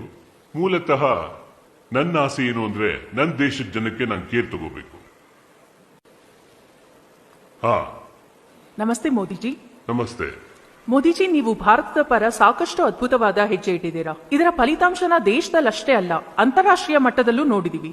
ಇಷ್ಟೆಲ್ಲ ಆದ್ರೂ ಈಗ ದೇಶದಲ್ಲಿ ಸಾಕಷ್ಟು ಶಕ್ತಿಗಳಿವೆ. ಹೇಗಾದ್ರೂ ಸರಿ ಅಧಿಕಾರನ ತಮ್ಮ ಹಿಡಿತದಲ್ಲಿ ಇಟ್ಕೋಬೇಕು ಅಂತ. ಹೀಗೆಲ್ಲ ನಡೀತಿರ್ಬೇಕಾದ್ರೆ ಯಾವತ್ತಾದ್ರೂ ನೀವು ವಿಚಲಿತರಾಗೋದಿಲ್ವಾ?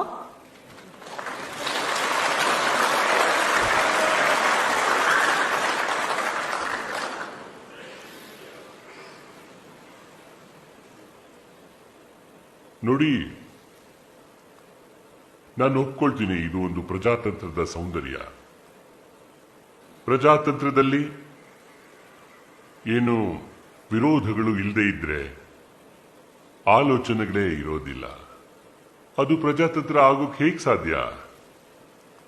ಆದ್ರೆ ನಾನು ಇದನ್ನು ಒಪ್ಕೊಳ್ತೀನಿ. ಇದು ನನ್ನ ದೃಢ ನಿರ್ಧಾರ, ಬರೀ ಶಬ್ದಗಳಲ್ಲ. ನನ್ನ ಪ್ರಕಾರ ಪ್ರಜಾತಂತ್ರ ಅಂದ್ರೆ, ಉತ್ತಮದಲ್ಲಿ ಉತ್ತಮವಾದ ಬ್ಯೂಟಿ ಅಂದ್ರೆ ಅದು ಟೀಕೆಗಳು. ನಾನು ಒಪ್ಕೊಳ್ಳೋದೇನು ಅಂದ್ರೆ, ಮೋದಿ ಸರ್ಕಾರದಲ್ಲಿ ಭರಪೂರ ಟೀಕೆಗಳಾಗಬೇಕಾಗಿದೆ. ಎಲ್ಲ ರೀತಿಯಲ್ಲೂ ಟೀಕೆಗಳಾಗಬೇಕು.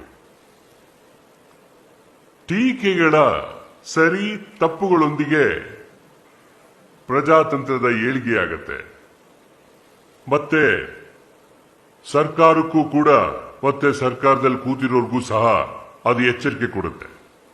ಇದಕ್ಕೋಸ್ಕರ ಯಾರಾದ್ರೂ ಟೀಕೆ ಮಾಡ್ತಾರೆ ಅನ್ನೋದಾದ್ರೆ ಅದು ನನ್ನ ಸೌಭಾಗ್ಯ ಅಂತ ನಾನು ಅನ್ಕೊಳ್ತೀನಿ.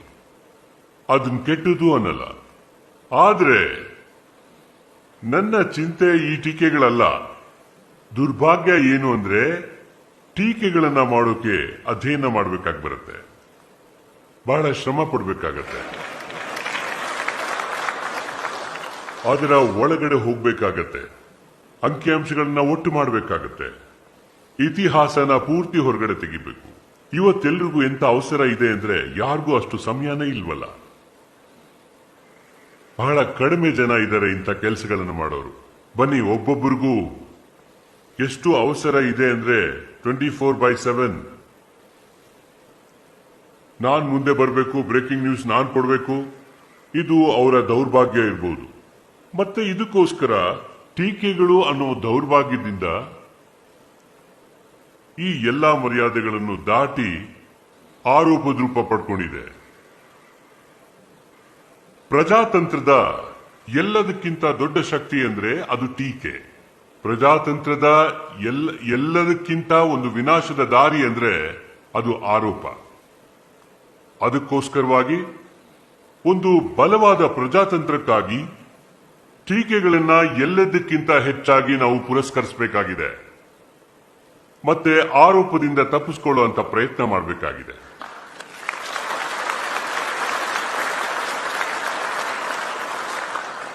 ಮತ್ತೆ ನಾನು ಹೇಳ್ತೀನಿ, ನಾನು ಈ ಮೂಲಭೂತ ತತ್ವನ ತಿಳ್ಕೊಂಡಿದ್ದೀನಿ, ಅದನ್ನ ಒಪ್ತೀನಿ. ಅದಕ್ಕೆ ನನಗೆ ಚೆನ್ನಾಗಿ ನೆನಪಿದೆ, ನಾನು ಸರ್ಕಾರದಲ್ಲಿ ಯಾರಾದ್ರೂ ಒಳ್ಳೆ ವಿಷಯಗಳ ಬಗ್ಗೆ ಏನಾದ್ರೂ ಅವ್ರು ಹೇಳಿದ್ರೆ ಅದಕ್ಕೆ ನನ್ನ ಪ್ರಶ್ನೆಗಳಿರುತ್ತವೆ. ಇದು ಸರಿ ಇದೆಯಲ್ಲ, ಇದನ್ನ ಆಮೇಲೆ ನಾನು ನೋಡ್ತೀನಿ.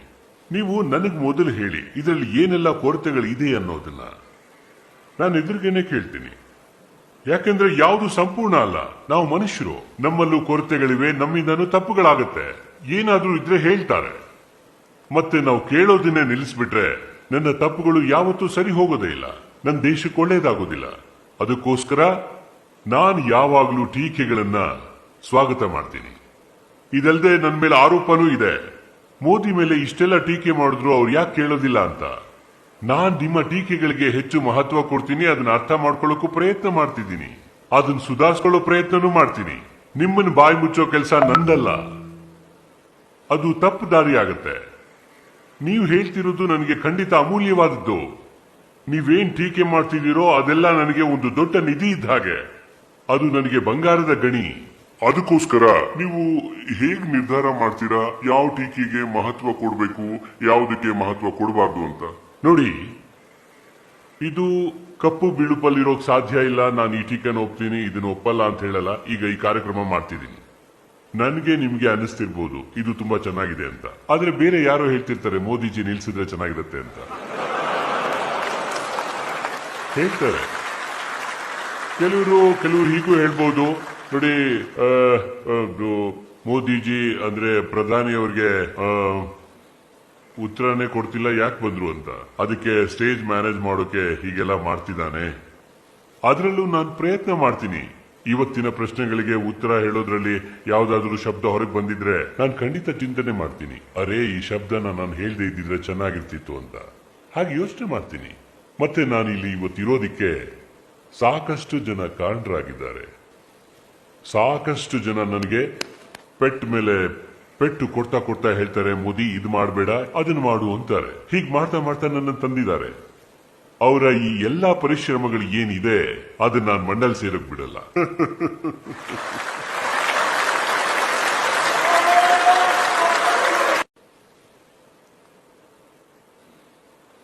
ಸತ್ ಶ್ರೀ ಅಕಾಲ್. ಸತ್ ಶ್ರೀ ಅಕಾಲ್ ಜಿ. ನಮ್ಮ ಪ್ರೀತಿಯ ಯುವ ಪ್ರಧಾನಮಂತ್ರಿಗಳೇ, ನೀವು ಭಾರತೀಯ ಯುವಕರಿಗೆಲ್ಲ ಒಬ್ಬ ರೋಲ್ ಮಾಡೆಲ್ ಆಗಿದ್ದೀರಾ. ಕೇವಲ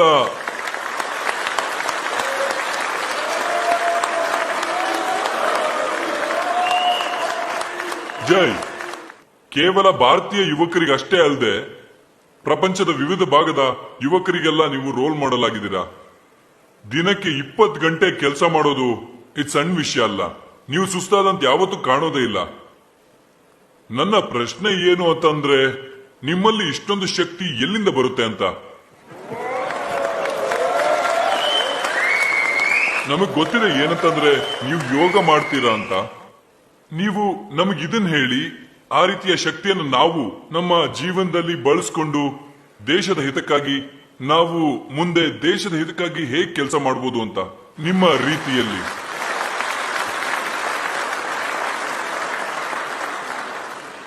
ಇದಕ್ಕೆ ಹಲವಾರು ಉತ್ತರಗಳಿರ್ಬೋದು.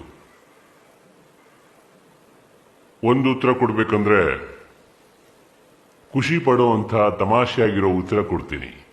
ನಾನು ಏನ್ ಹೇಳಕ್ ಬರ್ತಿದ್ದೀನಿ ಅಂದ್ರೆ, ಹಿಂದೆ 20 ವರ್ಷಗಳಿಂದ, ಸುಮಾರು 20 ವರ್ಷಗಳಿಂದ ಪ್ರತಿದಿನ 1 kg 2 kg ಬೈಗಳ ತಿಂತೀನಿ.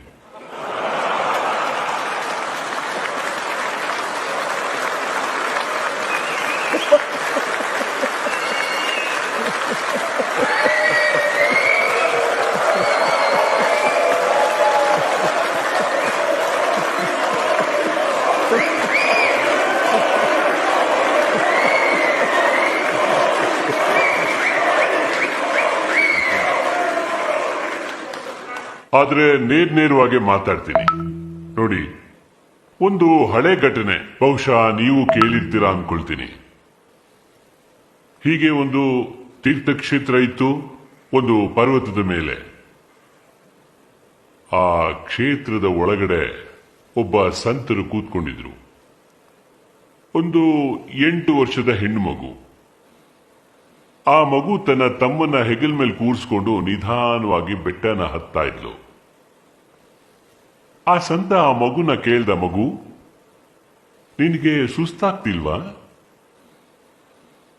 ಆ ಮಗು ಉತ್ತರ ಕೊಡ್ತು, ಇವನು ನನ್ನ ತಮ್ಮ ಅಂತ. ಆ ಸಂತ ಮತ್ತೆ ಕೇಳ್ದ, ಅರೆ ನಾನು ಅವ್ನು ನಿನ್ಗೇನ್ ಸಂಬಂಧ ಆಗ್ಬೇಕು ಅಂತ ಏನು ಕೇಳ್ತಾ ಇಲ್ಲ, ನಾನ್ ನಿನಗೆ ಕೇಳ್ತಾ ಇರೋದು ನಿನಗೆ ತುಂಬಾ ಸುಸ್ತಾಗಲ್ವಾ ಅಂತ. ಅವನ್ ಎತ್ಕೊಂಡು ಹೋಗ್ತಿದೀಯಲ್ಲ.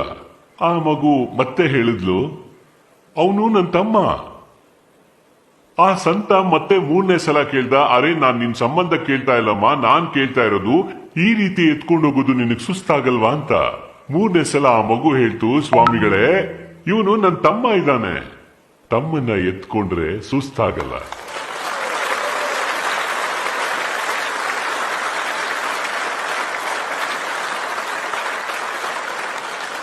ನನಗೋಸ್ಕರ ದೇಶದ 125 ಕೋಟಿ ಜನ ನನ್ನ ಪರಿವಾರದವರು.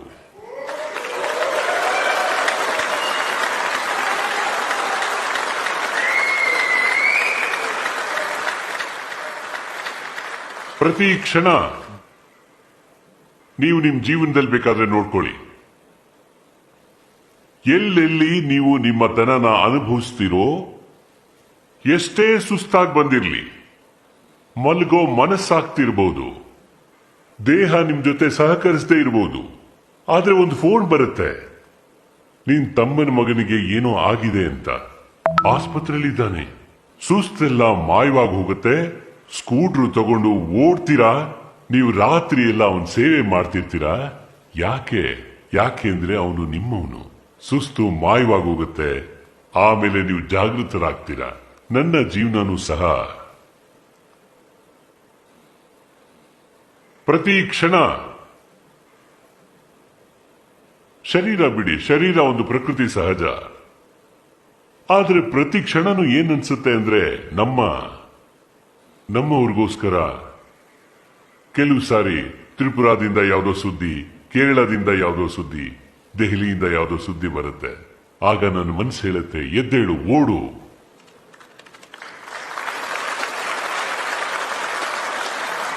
ಎರಡು ಮುಖ್ಯ ವಿಷಯಗಳು ಅಂದ್ರೆ ಒಂದು ಮನಸ್ಸಿನ ಪರಿಸ್ಥಿತಿ, ಎರಡನೇದು ಅಂದ್ರೆ ನಾವು ಕೂಡ ನನಗೆ ಚೆನ್ನಾಗಿ ಗೊತ್ತಿದೆ, ಯಾಕೆಂದ್ರೆ ನನ್ನ ಜೀವನ ಆಗಿದೆ.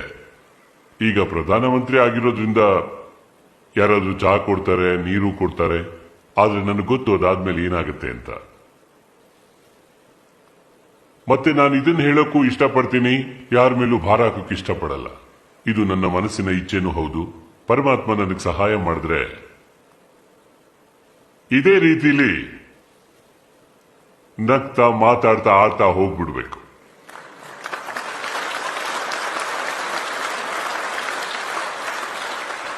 ಜೀವನದಲ್ಲಿ ಯಾರಿಗೂ ಭಾರ ಹಾಕಬಾರದು.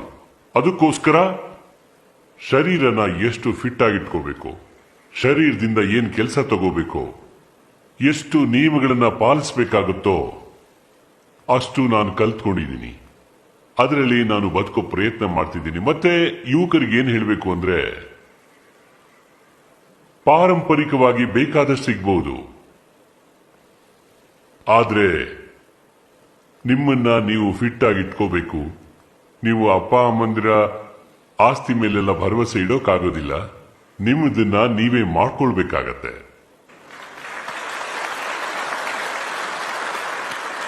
ಪರಂಪರೆ ನಿಮಗೆ ಉನ್ನತ ಸ್ಥಾನ ಕೊಡಿಸಬಹುದು, ಪರಂಪರೆ ನಿಮಗೆ ಚರ್ಮದ ಬಣ್ಣ ಕೊಡಬಹುದು, ಪರಂಪರೆ ದೊಡ್ಡ ದೊಡ್ಡ ಕಣ್ಣುಗಳನ್ನು ಕೊಡಬಹುದು, ಮೂಗು ಆಕಾರ ಕೊಡಬಹುದು. ಆದ್ರೆ ನಿಮ್ಮೊಳಗಿನ ಆರೋಗ್ಯನ ಮಾತ್ರ ನೀವೇ ಕಾಪಾಡ್ಕೊಳ್ಬೇಕಾಗಿ ಬರುತ್ತೆ. ನನ್ನ ಅನುಭವ ಏನು ಹೇಳುತ್ತೆ ಅಂದ್ರೆ, ಈ ಬೇರ್ಪಡಿಕೆ ಅನ್ನೋದು ಏನು ಹೇಳ್ತಾರೆ ಅದು ನಿಜವಾಗ್ಲೂ ಒಂದು ದೊಡ್ಡ ಶಕ್ತಿ. ಮತ್ತೆ ಇನ್ನೊಂದು, ನಿಯಮದಿಂದ ಜೀವನ ನಡೆಸೋದ್ರಿಂದ ನೀವು ಯಾವ ಕೆಲಸಕ್ಕೆ ಅಂತ ಹೊರಟಿದ್ದೀರೋ ಆ ಕೆಲಸಕ್ಕೆ ನಿಮ್ಮನ್ನು ನೀವು ಸಶಕ್ತರನ್ನಾಗಿ ಮಾಡ್ಕೋಬೇಕು. ನಾವು ಎಲ್ಲೇ ಇದ್ರೂ ಸರಿ, ನಾವು ಯಾರಿಗೂ ಭಾರ ಆಗಬಾರ್ದು. ಸಾಧ್ಯವಾದಷ್ಟು ನಾವು ಹೇಗೆ ಜೀವನ ಮಾಡಬೇಕು ಅಂದ್ರೆ, ಯಾವಾಗ್ಲೂ ಯಾರಿಗೂ ಭಾರ ಆಗದಂತೆ. ಮತ್ತೆ ಫಿಟ್ನೆಸ್ ಮಂತ್ರ ಏನೋ ಅಂತ ಹೇಳಿದ್ರಿ, ಫಿಟ್ನೆಸ್ ಪರಂಪರಾಗತವಾಗಿ ಸಿಗೋದಿಲ್ಲ. ಅದನ್ನ ನಾವೇ ಮಾಡ್ಕೊಳ್ಬೇಕಾಗಿ ಬರುತ್ತೆ. ಈ ಹೊಸ ವಿಶ್ವ ಕ್ರಮ ಏನಿದೆ ಅದರಲ್ಲಿ ಭಾರತದ ಪಾತ್ರ ಏನು ಅಂತ ನೀವು ಹೇಳ್ತೀರಾ? ನಿಮ್ಮೆಲ್ಲರ ಅನುಭವಕ್ಕೆ ಬಂದಿರಬಹುದು, ಇಂದು ನಿಮ್ಮ ಪಾಸ್ಪೋರ್ಟ್ ಶಕ್ತಿ ಹೆಚ್ಚಿದೆ ಅಂತ ಅನ್ಸುತ್ತೋ ಇಲ್ವೋ? ನೀವು ವಿದೇಶದಲ್ಲಿರ್ತೀರಾ, ಯಾರಾದ್ರೂ ವ್ಯಕ್ತಿಗೆ ನೀವು ಹಿಂದೂಸ್ತಾನದವರು ಅಂತ ತಿಳಿದಾಗ ಅವರು ನಿಮ್ಮನ್ನ ನೋಡೋ ದೃಷ್ಟಿಲಿ ಮೊದಲಿಗಿಂತ ಬದಲಾವಣೆ ಬಂದಿದ್ಯೋ ಇಲ್ವೋ? ಸತ್ಯ ಹೇಳಿ, ನನ್ ಖುಷಿಗೋಸ್ಕರ ಹೇಳ್ಬೇಡಿ. ಬದಲಾವಣೆ ಇದೆಯಾ? ನಿಮ್ಮನ್ನ ಪ್ರತಿಯೊಬ್ಬರು ಹೆಮ್ಮೆಯಿಂದ ನೋಡ್ತಾ ಇದ್ದಾರಾ? ಹಿಂದೂಸ್ತಾನ ಅಂದ್ರೆ ಅದೇ. ಮೊದಲು ಇತ್ತು, ನೀವು ಇದ್ರಿ, ಪ್ರಪಂಚನೂ ಇತ್ತು. ಬದಲಾವಣೆ ಅನುಭವಕ್ಕೆ ಬರ್ತಿದ್ಯೋ ಇಲ್ವೋ ಹೇಳಿ.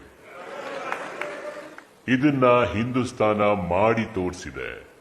ಆದ್ರೆ ಇವತ್ತು ಸಂಪೂರ್ಣ ವಿಶ್ವದಲ್ಲಿ ಭಾರತವನ್ನ ಪರಿಗಣಿಸೋಕೆ ಶುರು ಮಾಡಿದ್ದಾರೆ. ಇದು 125 ಕೋಟಿ ಜನರ ದೇಶ. ಇದರ ಮಾರ್ಕೆಟ್ ದೊಡ್ಡದು ಅಂತಲ್ಲ. ಭಾರತ ಅದರ ನೀತಿಗಳ ಮೂಲಕ, ಸಮತೋಲಿತ ವ್ಯವಹಾರಗಳಿಂದ, ಒತ್ತಡ ತುಂಬಿರೋ ವಿಶ್ವದಲ್ಲಿ ನೀನ್ ಸರಿ, ನಾನ್ ಸರಿ, ನೀನ್ ಒಳ್ಳೆಯವನು, ನಾನ್ ಒಳ್ಳೆಯವನು, ಬನ್ನಿ ಎಲ್ಲ ಕೂತ್ಕೊಳ್ಳಿ, ಫೋಟೋ ತೆಗೆಸ್ಕೊಳ್ಳೋಣ, ಇಂತಹ ರಣನೀತಿನ ನಾವು ಬಿಟ್ಬಿಟ್ಟಿದ್ದೀವಿ. ಯಾವುದು ಸತ್ಯ ಇದೆಯೋ ಅದನ್ನ ಅವರ ಜೊತೆ ನೇರವಾಗಿ ಹೇಳಬೇಕು. ಯಾವುದು ಸತ್ಯ ಇದೆಯೋ ಸಾಮರ್ಥ್ಯದಿಂದ ಅದರ ಜೊತೆ ನಡಿಬೇಕು. ಈ ಸಾಮರ್ಥ್ಯನ ಹಿಂದೂಸ್ತಾನ ತೋರಿಸಿದೆ. ನೀವು ಕಲ್ಪನೆ ಮಾಡ್ಕೊಳ್ಳೋಕ್ ಸಾಧ್ಯನಾ? ಸ್ವಾತಂತ್ರ್ಯ ಬಂದು 70 ವರ್ಷಗಳವರೆಗೂ ಭಾರತದ ಪ್ರಧಾನಮಂತ್ರಿ ಇಸ್ರೇಲ್ಗೆ ಹೋಗಿರ್ಲಿಲ್ಲ. ಯಾವ ಒತ್ತಡ ಇತ್ತು? ಹಿಂದೂಸ್ತಾನ್ಗೆ ಧೈರ್ಯ ಇರಬೇಕಾಗಿದೆ. ಹಿಂದೂಸ್ತಾನ್ ಕಡ್ಡಿ ಮುರಿದ ಹಾಗೆ ಹೇಳಬೇಕು, ನನಗೆ ಇಸ್ರೇಲ್ಗೆ ಹೋಗ್ಬೇಕು ಅನ್ಸಿದ್ರೆ ನಾನು ನೇರವಾಗಿ ಇಸ್ರೇಲ್ಗೆ ಹೋಗ್ತೀನಿ. ಯಾವತ್ತು ನನಗೆ ಪಾಲಿಸ್ಟೈನ್ಗೆ ಹೋಗ್ಬೇಕು ಅನ್ಸುತ್ತೋ ಅವತ್ತು ಧೈರ್ಯವಾಗಿ ಪಾಲಿಸ್ಟೈನ್ಗೂ ಹೋಗ್ತೀನಿ.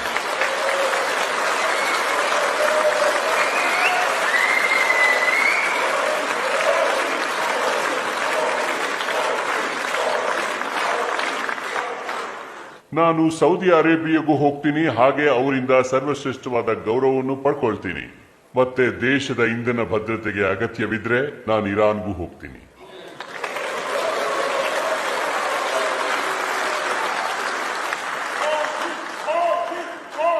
ನೀವು ಕಲ್ಪನೆ ಮಾಡ್ಕೊಳ್ತೀರಾ, UAE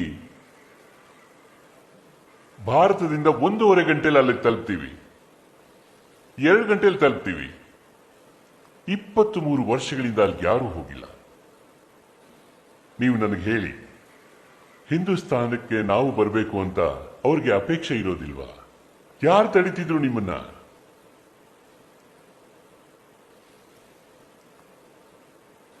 ನಾವು ಸರಿ ಸಮಾನವಾಗಿ, ಮತ್ತೆ ನಾನು ಚುನಾವಣೆಯಲ್ಲಿ ಸ್ಪರ್ಧಿಸ್ತಿದ್ದೆ. ನನ್ನ ಒಂದು ವಿಷಯದ ಬಗ್ಗೆ ತುಂಬಾ ಟೀಕೆ ನಡೀತಾ ಇತ್ತು, ತುಂಬಾ ಟೀಕೆ ಮಾಡ್ತಿದ್ರು. ಅದೇನು ಅಂತ ಹೇಳಿದ್ರೆ, ಮೋದಿ ಚಹಾ ಮಾರೋನು, ಒಬ್ಬ ರಾಜ್ಯದ ಮುಖ್ಯಮಂತ್ರಿ, ಇಷ್ಟು ದೊಡ್ಡ ದೇಶ, ಏನರ್ಥ ಆಗುತ್ತೆ ಅವನಿಗೆ? ಮತ್ತೆ ವಿದೇಶ ನೀತಿ ಬಗ್ಗೆ ಅವನಿಗೆ ಏನಂದ್ರೆ ಏನು ಗೊತ್ತಾಗಲ್ಲ. ಈ ರೀತಿ ನನ್ನ ಬಗ್ಗೆ ಟೀಕೆ ನಡೀತಿತ್ತು. ಇವನು ಖಂಡಿತ ದೇಶನ ಹಾಳು ಮಾಡ್ಬಿಡ್ತಾನೆ. ಆದ್ರೆ ಇವತ್ತು 4 ವರ್ಷಗಳ ನಂತರ ಯಾರು ಈ ಪ್ರಶ್ನೆ ಎತ್ತೋಕ್ ಸಾಧ್ಯನೇ ಇಲ್ಲ.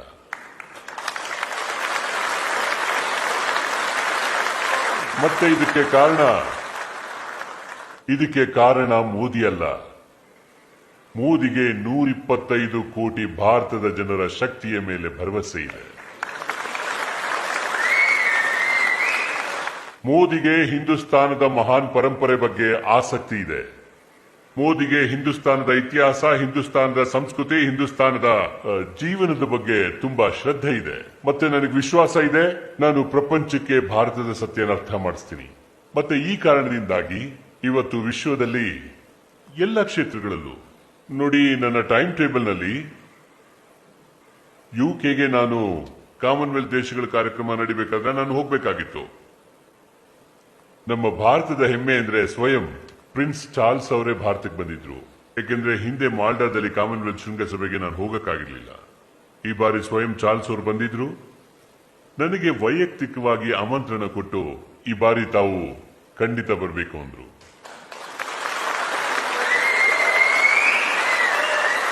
ಇಷ್ಟೇ ಅಲ್ಲ, ರಾಣಿಯವರು ನನಗೆ ಸ್ವತಃ ಪತ್ರ ಬರೆದಿದ್ರು, ಈ ಬಾರಿ ನೀವು ಭಾಗವಹಿಸಲೇಬೇಕು ಅಂತ. ಇದು ಮೋದಿ ವಿಷಯ ಅಲ್ಲ, ಇದು ಭಾರತದ ಒಂದು ಚಿತ್ರಣ. ಇದರಿಂದ ಇದು ಸಾಧ್ಯ ಆಗಿದೆ. ಒಂದು ಸಮಯ ಇತ್ತು, ಆಗ ಮಾನವೀಯ ಆಧಾರದ ಮೇಲೆ ಚರ್ಚೆ ಆಗ್ತಿದ್ದಾಗ ಹೆಚ್ಚಾಗಿ ಪಶ್ಚಿಮ ದೇಶಗಳ ಬಗ್ಗೆ ಚರ್ಚೆ ಆಗ್ತಿತ್ತು, ಭಾರತದ ಬಗ್ಗೆ ಚರ್ಚೆನೇ ಆಗ್ತಿರ್ಲಿಲ್ಲ. ಆದರೆ ಯಮನ್ನಲ್ಲಿ 5,000ರಿಂದ 6,000 ಜನ ಸಿಕ್ಕಾಕೊಂಡಿದ್ರು. ಅವರನ್ನ ಹೊರಗೆ ಕರ್ಕೊಂಡು ಬಂದಾಗ ಪ್ರಪಂಚದಲ್ಲಿನ ಸಾಕಷ್ಟು ದೇಶಗಳು ಮನವಿ ಮಾಡಿಕೊಂಡಿದ್ವು, ನಿಮ್ಮ ದೇಶದವರನ್ನ ಹೊರಗೆ ಕರ್ಕೊಂಡು ಬರ್ತಿದ್ದೀರಿ, ನಮ್ಮೂರ್ನು ಯಮನ್ನಿಂದ ಕರ್ಕೊಂಡು ಬನ್ನಿ ಅಂತ. ನಾವು ಪ್ರಪಂಚದ 200 ನಾಗರಿಕರನ್ನ ಹೊರಗೆ ಕರ್ಕೊಂಡು ಬಂದು ಅವರನ್ನ ಅವರ ದೇಶಕ್ಕೆ ತಲುಪಿಸೋ ಕೆಲಸ ಮಾಡಿದ್ವಿ.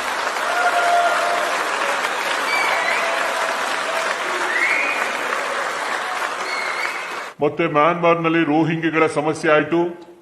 ಪ್ರಪಂಚದಲ್ಲಿ ಅದಕ್ಕೆ ಮಾನವೀಯ ಹಕ್ಕುಗಳು ಅದು ಇದು ಅಂತ ಅವ್ರು ಯಾವ ನಿಲುವು ತಗೋಬೇಕಾಗಿತ್ತೋ ಅದನ್ನ ತಗೊಂಡ್ರು. ಅಲ್ಲಿ ನಾವು ಸಿಕ್ಕಾಕೊಳ್ಳಿಲ್ಲ. ರೋಹಿಂಗ್ಯ ಜನ ಬಾಂಗ್ಲಾದೇಶಕ್ಕೆ ವಾಪಸ್ ಹೋಗಿದ್ರು. ನಾವು ಹೇಳಿದ್ವಿ ಬಾಂಗ್ಲಾದೇಶ ನಮ್ಮ ಮಿತ್ರ ದೇಶ, ನಾವು ಸ್ಟೀಮರ್ ನಲ್ಲಿ ಅಕ್ಕಿ ತುಂಬಿಕೊಂಡು ಅಲ್ಲಿ ತಲುಪಿಸಿದ್ವಿ. ಅಲ್ಲಿಗೆ ಬಂದಿದ್ದು ರೋಹಿಂಗ್ಯಾಗಳು ಯಾರು ಹಸಿವಿನಿಂದ ಸಾಯಬಾರ್ದು ಅಂತ ಮಾನವೀಯ ಕಾರ್ಯ ಮಾಡೋದ್ರಲ್ಲಿ ಭಾರತ ಹಿಂದೆ ಬಿದ್ದಿಲ್ಲ. ಮತ್ತೆ ಮ್ಯಾನ್ಮಾರ್ನ ಒಳಗೆ ರೆಹಾನ್ ರಾಜ್ಯ ಏನಿದೆ, ಅಲ್ಲಿ ಜನ ಕಷ್ಟದಲ್ಲಿದ್ರು, ಅಲ್ಲಿ ಅಭಿವೃದ್ಧಿ ಆಗಿರ್ಲಿಲ್ಲ. ಭಾರತ ಮ್ಯಾನ್ಮಾರ್ ಸರ್ಕಾರದ ಜೊತೆ ಒಪ್ಪಂದ ಮಾಡಿಕೊಳ್ತು. ನಾವು ಈ ಪ್ರದೇಶಗಳ ಅಭಿವೃದ್ಧಿಗೆ ಮತ್ತೆ ಅದರ ವಿಕಾಸಕ್ಕೆ ಭಾರತ ಏನೆಲ್ಲ ಕೊಡ್ಬೋದು ಅದನ್ನ ಕೊಡ್ತೀವಿ ಅಂತ ಹೇಳಿದ್ವಿ. ನೇಪಾಳದಲ್ಲಿ ಭೂಕಂಪ ಆಯ್ತು. ಎಲ್ಲಕ್ಕಿಂತ ಮೊದಲು ನಮ್ಮ ಭಾರತ ತಕ್ಷಣನೇ ನೇಪಾಳ ತಲುಪಿ ನೇಪಾಳ ಸುಖ ದುಃಖದಲ್ಲಿ ಭಾಗಿಯಾಯಿತು.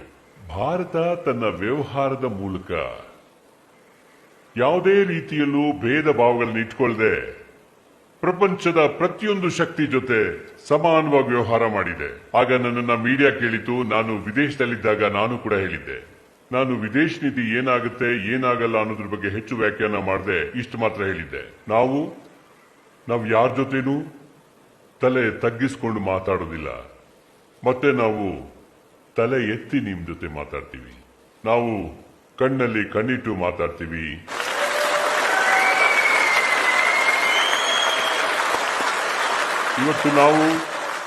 ಇವತ್ತು ನೀವು ನೋಡೇ ಇರ್ತೀರಾ. ಮತ್ತೆ ಈ ಕಾರಣದಿಂದಾಗಿ ಇವತ್ತು ಪ್ರಪಂಚ ಈ ಅವಸ್ಥೆಗೆ ತಲುಪಿದೆ. ಪ್ರಪಂಚ ಜಾಗತಿಕ ತಾಪಮಾನ ಮತ್ತು ವಾತಾವರಣದ ಬಗ್ಗೆ ಮಾತಾಡಿದ್ರೆ ಭಾರತ ಇಂಟರ್ನ್ಯಾಷನಲ್ ಸೌರಶಕ್ತಿ ವಿಶ್ಲೇಷಣೆಯ ಪರಿಹಾರ ಮುಂದಿಟ್ಟಿದೆ.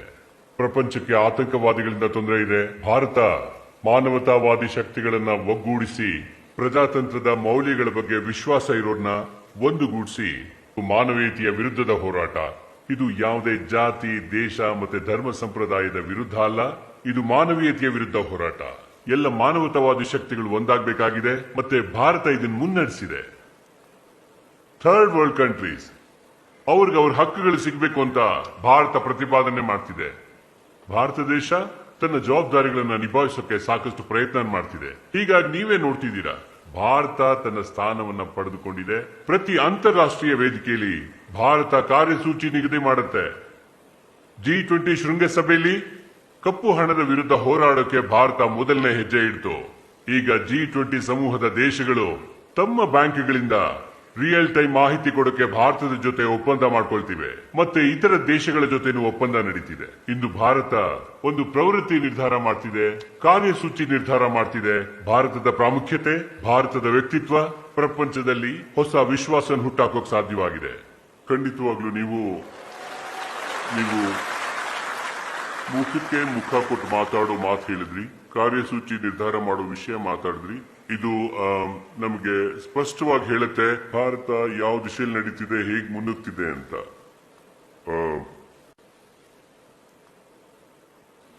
ನಮಸ್ತೆ ಮೋದಿಜಿ, ನಾನ್ ಪ್ರಿಯಾಂಕಾ ದೆಹಲಿಯಿಂದ. ನಿಮಗೆ ನನ್ನಿಂದಾನೂ ಒಂದು ಪ್ರಶ್ನೆ ಇದೆ. ಅದು ನಾವು ಸರ್ಕಾರನ ಯಾಕೆ ಆರಿಸ್ತೀವಿ? ಯಾಕೆಂದ್ರೆ ಅವರು ನಮ್ಗೆ ಕೆಲಸ ಮಾಡ್ಕೊಡ್ಲಿ ಅಂತ. ಆದ್ರೆ ನೀವ್ ಬಂದಾಗ್ಲಿಂದ ವ್ಯವಸ್ಥೆಯಲ್ಲಿ ಸಂಪೂರ್ಣವಾಗಿ ಬದಲಾವಣೆ ಕಂಡಿದೆ. ನೀವಂತೂ ಸರ್ಕಾರದ ಜೊತೆಗೆ ನಮ್ಮನ್ನು ಕೆಲಸಕ್ಕೆ ತೊಡಗಿಸ್ಕೊಂಡ್ಬಿಟ್ಟಿದ್ದೀರಾ. ಅದೇನಂದ್ರೆ ತುಂಬಾ ಒಳ್ಳೆ ವಿಷಯನೇ. ಆದ್ರೆ ನನ್ನ ಪ್ರಶ್ನೆ ಏನಂದ್ರೆ, ಅದು ಮೊದಲು ಯಾಕೆ ಹೀಗೆ ಆಗ್ತಿರ್ಲಿಲ್ಲ? Thank you. ಮೋದಿಜಿ ಅವರು ಏನ್ ಪ್ರಶ್ನೆ ಕೇಳ್ತಾ ಇದ್ದಾರೆ ಅಂದ್ರೆ, ನೀವು ಜನರನ್ನ ಸೇರಿಸ್ತೀರಾ?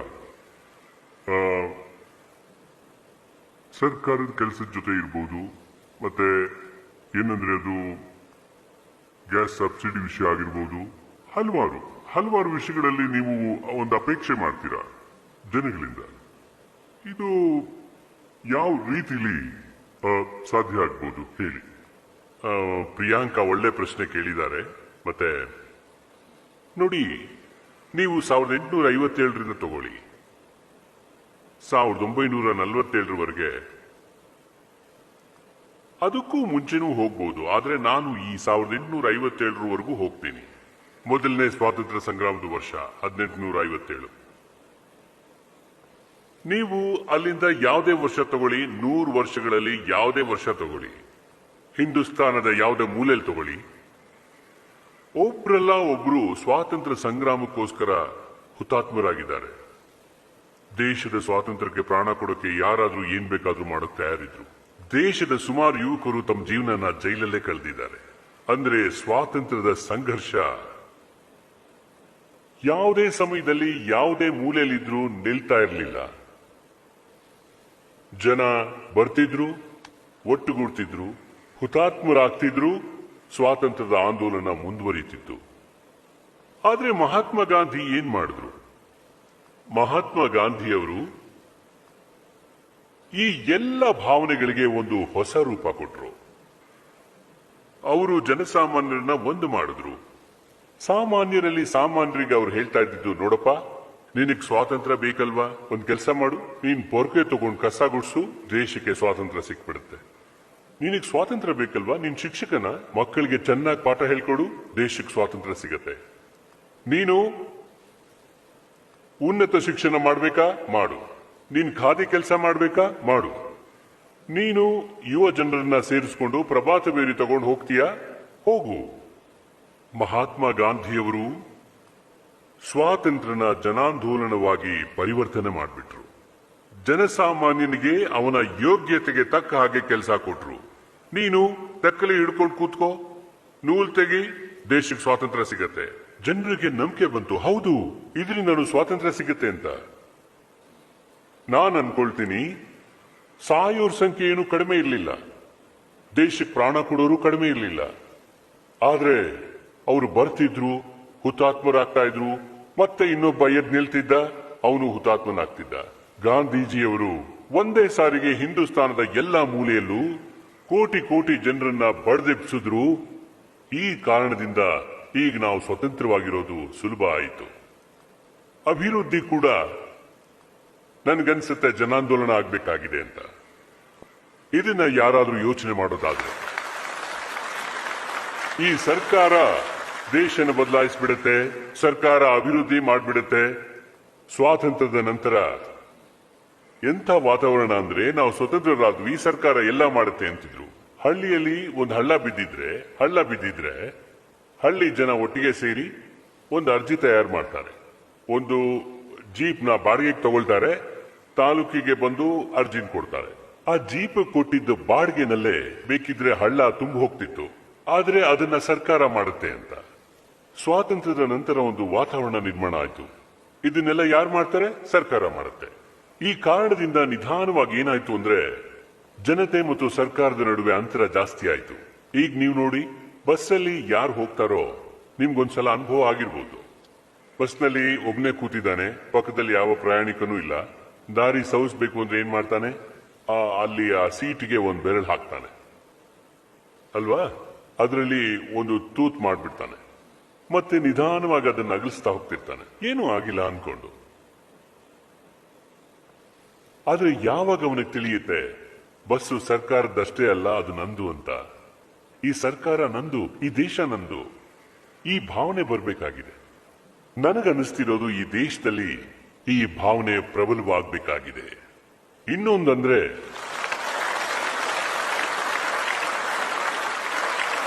ಪ್ರಜಾತಂತ್ರ ಇದೇನು ಯಾವ ಥರದ ಗುತ್ತಿಗೆ ಒಪ್ಪಂದ ಅಲ್ಲ.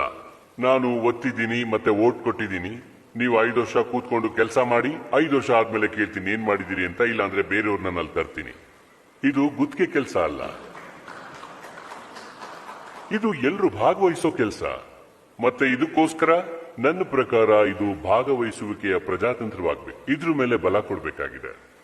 ಮತ್ತೆ ನೀವು ಅನುಭವಿಸಿರ್ಬೋದು, ನೈಸರ್ಗಿಕ ವಿಕೋಪ ಆದಾಗ ಸರ್ಕಾರಕ್ಕಿಂತ ಸಮಾಜದ ಶಕ್ತಿ ಹೆಚ್ಚು ತೊಡಗಿಸಿಕೊಳ್ಳುತ್ತೆ. ಮತ್ತೆ ನಾವು ಕೆಲವೇ ಕ್ಷಣಗಳಲ್ಲಿ ನೋಡ್ತಿದ್ದಾಗೆ ಆ ಸಮಸ್ಯೆಯಿಂದ ಹೊರಗಡೆ ಬರೋ ಶಕ್ತಿ ಬಂದ್ಬಿಡುತ್ತೆ. ಯಾಕೆ? ಜನತಾ ಜನಾರ್ದನ ಶಕ್ತಿ ಅಷ್ಟೊಂದು ಇರುತ್ತೆ.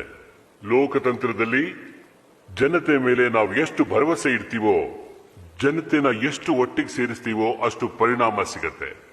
ಸರ್ಕಾರ ಮಾಡಿದ್ಮೇಲೆ ನಾನು ಶೌಚಾಲಯ ನಿರ್ಮಾಣದ ಅಭಿಯಾನ ಶುರು ಮಾಡಿದೆ. ನೀವು ಯೋಚನೆ ಮಾಡಿ, ಸರ್ಕಾರ ಮಾಡೋಕ್ ಸಾಧ್ಯನಾ? ಸರ್ಕಾರ ಮೊದಲು ಒಂದು 5,000 ಮಾಡಿತ್ತು, ಆಮೇಲೆ 10,000 ಮಾಡಿದ್ರಾಯ್ತು. ಹಳೆ ಸರ್ಕಾರ 5,000 ಮಾಡಿತ್ತು, ಮೋದಿ ಸರ್ಕಾರ 10,000. 10,000ದಲ್ಲಿ ಕೆಲಸ ಎಲ್ಲಾಗತ್ತೆ ಹೇಳಿ? ಜನತೆ ಕೈಗೆ ತಗೊಂಡ್ರು ಕೆಲಸ ಪೂರ್ತಿ ಆಯ್ತು. ಮತ್ತೆ ಜನರ ಶಕ್ತಿ ನೋಡಿ. ಭಾರತದಲ್ಲಿ ಹಿರಿಯ ನಾಗರಿಕರಿಗೆ ರೈಲ್ವೆನಲ್ಲಿ ರಿಯಾಯಿತಿ ಟಿಕೆಟ್ನಲ್ಲಿ. ನಾನು ಬಂದ ಮೇಲೆ ಸರ್ಕಾರಕ್ಕೆ ಹೇಳಿದೆ, ನೋಡಿ ನೀವೇನೋ ಬರೀತೀರಲ್ಲ, ಅಂದ್ರೆ ರಿಸರ್ವೇಶನ್ ಫಾರ್ಮ್ ಅಂತಿರುತ್ತಲ್ಲ, ಅದ್ರಲ್ಲಿ ಬರೀರಿ, ನಾನು ಹಿರಿಯ ನಾಗರಿಕ ಇದ್ದೀನಿ, ನನಗೆ ರಿಯಾಯಿತಿ ಸೌಲಭ್ಯ ಸಿಗುತ್ತೆ, ನಾನು ಈ ಸೌಲಭ್ಯನ ಬಿಟ್ಟುಕೊಡ್ತಾ ಇದ್ದೀನಿ ಅಂತ. ಸರಳವಾಗಿತ್ತು. ನಾನೊಬ್ಬ ಪ್ರಧಾನಮಂತ್ರಿಯಾಗಿ ಮನವಿ ಕೂಡ ಮಾಡಲಿಲ್ಲ. ನಿಮ್ಗೆಲ್ಲ ಆಶ್ಚರ್ಯ ಆಗ್ಬೋದು. ಹಿಂದೂಸ್ತಾನದ ವಿಶೇಷತೆ ನೋಡಿ, ಮತ್ತೆ ಸಾಮಾನ್ಯ ಮನುಷ್ಯನ ದೇಶಭಕ್ತಿ ಕೂಡ ನೋಡಿ. ಈಗಿನ್ನೂ ನಾವು ನಿರ್ಧಾರ ಮಾಡಿದ್ವಿ, ಇಲ್ಲಿವರೆಗೆ 40 ಲಕ್ಷ ಜನ ಹಿರಿಯ ನಾಗರಿಕರು, ಅದು ಎಸಿಲ್ ಮಾಡ್ತಿದ್ದಂತಹ ನಾಗರಿಕರು, ಅವರೆಲ್ಲ ವಾಲಂಟರಿಯಾಗಿ ಸಬ್ಸಿಡಿ ನಮಗ್ ಬೇಡ ಅಂತ ಬರೆದು ಕೊಟ್ರು, ಮತ್ತೆ ಪೂರ್ತಿ ಹಣ ಕೊಟ್ಟು ಅವರು ಪ್ರಯಾಣ ಮಾಡ್ತಿದ್ರು. ಒಂದ್ ವೇಳೆ ನಾನು ಇದನ್ನ ಕಾನೂನು ಮಾಡಿದ್ರೆ ಇನ್ ಮುಂದೆ ಹಿರಿಯ ನಾಗರಿಕರಿಗೆ ಎಸಿ ಕೋಚ್ನಲ್ಲಿ ಈ ಸೌಲಭ್ಯ ಬಂದ್ ಅಂದಿದ್ರೆ ಮೆರವಣಿಗೆ ಹೋಗ್ತಾ ಇತ್ತು, ಬೊಂಬೆ ಸುಡ್ತಿದ್ರು, ಆಮೇಲೆ ಮತ್ತೆ ಪಾಪ್ಯುಲಾರಿಟಿ ರೇಟಿಂಗ್ ಅಲ್ಲಿ ಮೋದಿ ಕೆಳಗಡೆ ಬಿದ್ದ, ಹೀಗೆ ಆಗ್ಬಿಡ್ತಾ ಇತ್ತು. ಹೌದು, ಆದ್ರೆ ನೀವೇ ನೋಡಿರ್ಬೋದು 40 ಲಕ್ಷ ಜನ. ಒಂದ್ಸಾರಿ ನಾನು ಕೆಂಪುಕೋಟೆ ಮೇಲಿಂದ ಹೇಳಿದೆ, ಯಾರು ಕೊಡೋ ಶಕ್ತಿ ಇದೆಯೋ ಅವ್ರು ಗ್ಯಾಸ್ ಸಬ್ಸಿಡಿ ಯಾಕೆ ತಗೋತಾರೆ? ನಮ್ಮ ದೇಶದಲ್ಲಿ ಗ್ಯಾಸ್ ಸಿಲಿಂಡರ್ ಸಂಖ್ಯೆ ಮೇಲೆ ಚುನಾವಣೆಗೆ ಹೋರಾಡ್ತಿದ್ರು. ಹೀಗೆ ಯಾರೋ ಹೇಳ್ತಾ ಇದ್ರು, ನನ್ನನ್ನ ಪ್ರಧಾನಮಂತ್ರಿ ಮಾಡಿ, ಈಗ 9 ಸಿಲಿಂಡರ್ ಸಿಗುತ್ತೆ, ನಾನು 12 ಸಿಲಿಂಡರ್ ಕೊಡ್ತೀನಿ ಅಂತ. ಇದು ಘೋಷಣೆ ಮಾಡಿದ್ರು 2014ರಲ್ಲಿ. ನಾನ್ ಬಂದು ಜನತೆಗೆ ಬೇರೆ ರೀತಿನೇ ಹೇಳಿದೆ, ನಿಮಗ್ ಬೇಡ ಅಂದ್ರೆ ಸಬ್ಸಿಡಿ ಬಿಟ್ಬಿಡಿ ಅಂತ. ನಿಮ್ಗೆ ಆಶ್ಚರ್ಯ ಆಗ್ಬೋದು, ಹಿಂದೂಸ್ತಾನದ ಸರಿ ಸುಮಾರು 1.25 ಕೋಟಿಗಿಂತ ಹೆಚ್ಚು ಕುಟುಂಬದವರು ಗ್ಯಾಸ್ ಸಬ್ಸಿಡಿನ ಬಿಟ್ಬಿಟ್ರು. ದೇಶದಲ್ಲಿ ಪ್ರಾಮಾಣಿಕ ಜನರು ಕೊರತೆ ಇಲ್ಲ. ದೇಶಕ್ಕಾಗಿ ಏನಾದ್ರೂ ಮಾಡಬೇಕು, ಬದುಕಬೇಕು, ಸಾಯ್ಬೇಕು ಅನ್ನೋರ್ ಕೊರತೆನೂ ಇಲ್ಲ. ನಮ್ ಕೆಲಸ ಏನು ಅಂದ್ರೆ ದೇಶದ ಶಕ್ತಿನ ಅರ್ಥ ಮಾಡ್ಕೋಬೇಕು, ಅವ್ರನ್ನ ಜೊತೆ ಸೇರಿಸಬೇಕು. ಮತ್ತೆ ನನ್ನ ಪ್ರಯತ್ನ ಏನು ಅಂದ್ರೆ, ನಾವೇನಿದ್ದೀವಿ ಸರ್ಕಾರನೇ ದೇಶನ ನಡೆಸಬೇಕು ಅನ್ನೋ ಅಹಂಕಾರ ಏನಿದೆ, ಆ ಅಹಂಕಾರನ ಸರ್ಕಾರ ಬಿಟ್ಬಿಡ್ಬೇಕಾಗಿದೆ. ಜನತಾ ಜನಾರ್ದನನೇ ನಮ್ಮ ಶಕ್ತಿ. ಅದನ್ನ ಜೊತೆಗೆ ತಗೊಂಡು ನಡೆದ್ರೆ ನಮಗ್ ಬೇಕಾದ ಫಲಿತಾಂಶನ ಜನಗಳೇ ನಮಗ್ ತಂದು ಕೊಡ್ತಾರೆ. ಅದಕ್ಕೋಸ್ಕರ ನಾನು ಜನರನ್ನ ಜೊತೆಗೆ ಸೇರಿಸಿಕೊಂಡು ಮುಂದೆ ಹೆಜ್ಜೆ ಇಡೋ ಕೆಲಸ ಮಾಡ್ತಾ ಇದ್ದೀನಿ. ವಾ, ಒಂದು ಪ್ರಶ್ನೆ, ನಾನು ನಿಮ್ಮನ್ನ ಕಡೆ ಪ್ರಶ್ನೆ ಕೇಳಬೇಕು ಅಂತಿದ್ದೀನಿ. ಇತಿಹಾಸ ನಿಮ್ಮನ್ನ ಹೇಗ್ ನೆನ್ಪಿಟ್ಕೋಬೇಕು ಅಂತ ಬಯಸ್ತೀರಾ?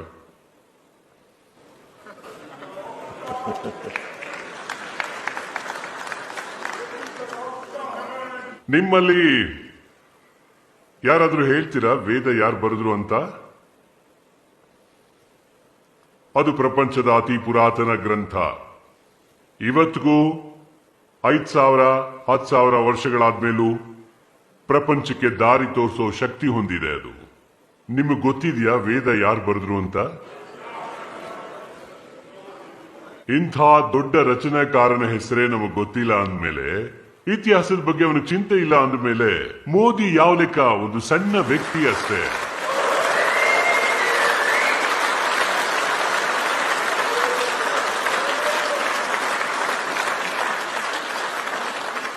ಇತಿಹಾಸದಲ್ಲಿ ತನ್ನ ಹೆಸರನ್ನ ಬರ್ಸ್ಕೊಳ್ಳೋಕೋಸ್ಕರ ಈ ಮೋದಿ ಹುಟ್ಟಿಲ್ಲ, ಮತ್ತೆ ಅವನಿಗೆ ಆ ಉದ್ದೇಶನೂ ಇಲ್ಲ. ಅದು ನನಗೆ ಬೇಕಾಗೂ ಇಲ್ಲ. ಜನ ಮೋದಿನ 125 ಕೋಟಿ ಜನರ ಹಾಗೆ ನೋಡ್ಲಿ ಅನ್ನೋ ಆಸೆ ಪಡ್ತೀನಿ ಹೊರತು ಅದಕ್ಕಿಂತ ಹೆಚ್ಚು ಮಾನ್ಯತೆ ಕೊಡೋ ಅಗತ್ಯ ಇಲ್ಲ ನನಗೆ. ನಿಮ್ಗೆ ಶಿಕ್ಷಕರ ಕೆಲಸ ಸಿಕ್ಕಿರ್ಬೋದು, ನಿಮ್ಗೆ ಡ್ರೈವರ್ ಕೆಲಸ ಸಿಕ್ಕಿರ್ಬೋದು, ನಿಮ್ಗೆ ವ್ಯಾಪಾರದ ಕೆಲಸ ಸಿಕ್ಕಿರ್ಬೋದು, ನಿಮ್ಗೆ ಕೃಷಿ ಕೆಲಸ ಸಿಕ್ಕಿರ್ಬೋದು. ನನಗೆ ಈ ಕೆಲಸ ಸಿಕ್ಕಿದೆ, ಅದಕ್ಕಿಂತ ಹೆಚ್ಚು ನನಗೇನೂ ಬೇಕಾಗಿಲ್ಲ. ನನಗೇನೂ ಬೇಡ. ಇತಿಹಾಸದಲ್ಲಿ ಅಮರನಾಗೋದು ನನಗೆ ಇಷ್ಟನೂ ಇಲ್ಲ. ಆದ್ರೆ ನನಗಿರೋ ಉದ್ದೇಶ ಅಂದ್ರೆ ನನ್ನ ದೇಶ ಅಮರವಾಗಿರಬೇಕು. ಪ್ರಪಂಚ ನೆನೆಸ್ಕೊಳ್ಳೋದಾದ್ರೆ ನನ್ನ ದೇಶನ ನೆನೆಸ್ಕೊಳ್ಳಿ, ನನ್ನ ದೇಶದ ಭವಿಷ್ಯವನ್ನ ನೋಡ್ಲಿ, ನನ್ನ ದೇಶದ ಬಗ್ಗೆ ಪ್ರಪಂಚ ಹೇಳಬೇಕು. ಈ ದೇಶ ಏನಿದೆ, ಮಾನವ ಕಲ್ಯಾಣದ ದಾರಿ ತೋರಿಸೋ ದೇಶ ಇದು ಅಂತ, ವಿಶ್ವವನ್ನೇ ಸಂಕಟದಿಂದ ಪಾರ್ ಮಾಡೋ ಶಕ್ತಿ ಈ ದೇಶಕ್ಕಿದೆ ಅನ್ನೋದು ಪ್ರಪಂಚಕ್ಕೆ ಗೊತ್ತಾಗ್ಲಿ. ಮೋದಿ ಹೆಸರನ್ನ ಬೆಳಗಿಸೋದ್ರಲ್ಲಿ ನನಗೆ ಆಸಕ್ತಿ ಇಲ್ಲ. ಈ ದೇಶದ ಹೆಸರನ್ನ ಬೆಳಗಿಸೋಕೆ ನನ್ನ ಜೀವನ ಸಲ್ಲಿಸೋದ್ರಲ್ಲಿ ನನಗೆ ಆಸಕ್ತಿ ಇದೆ.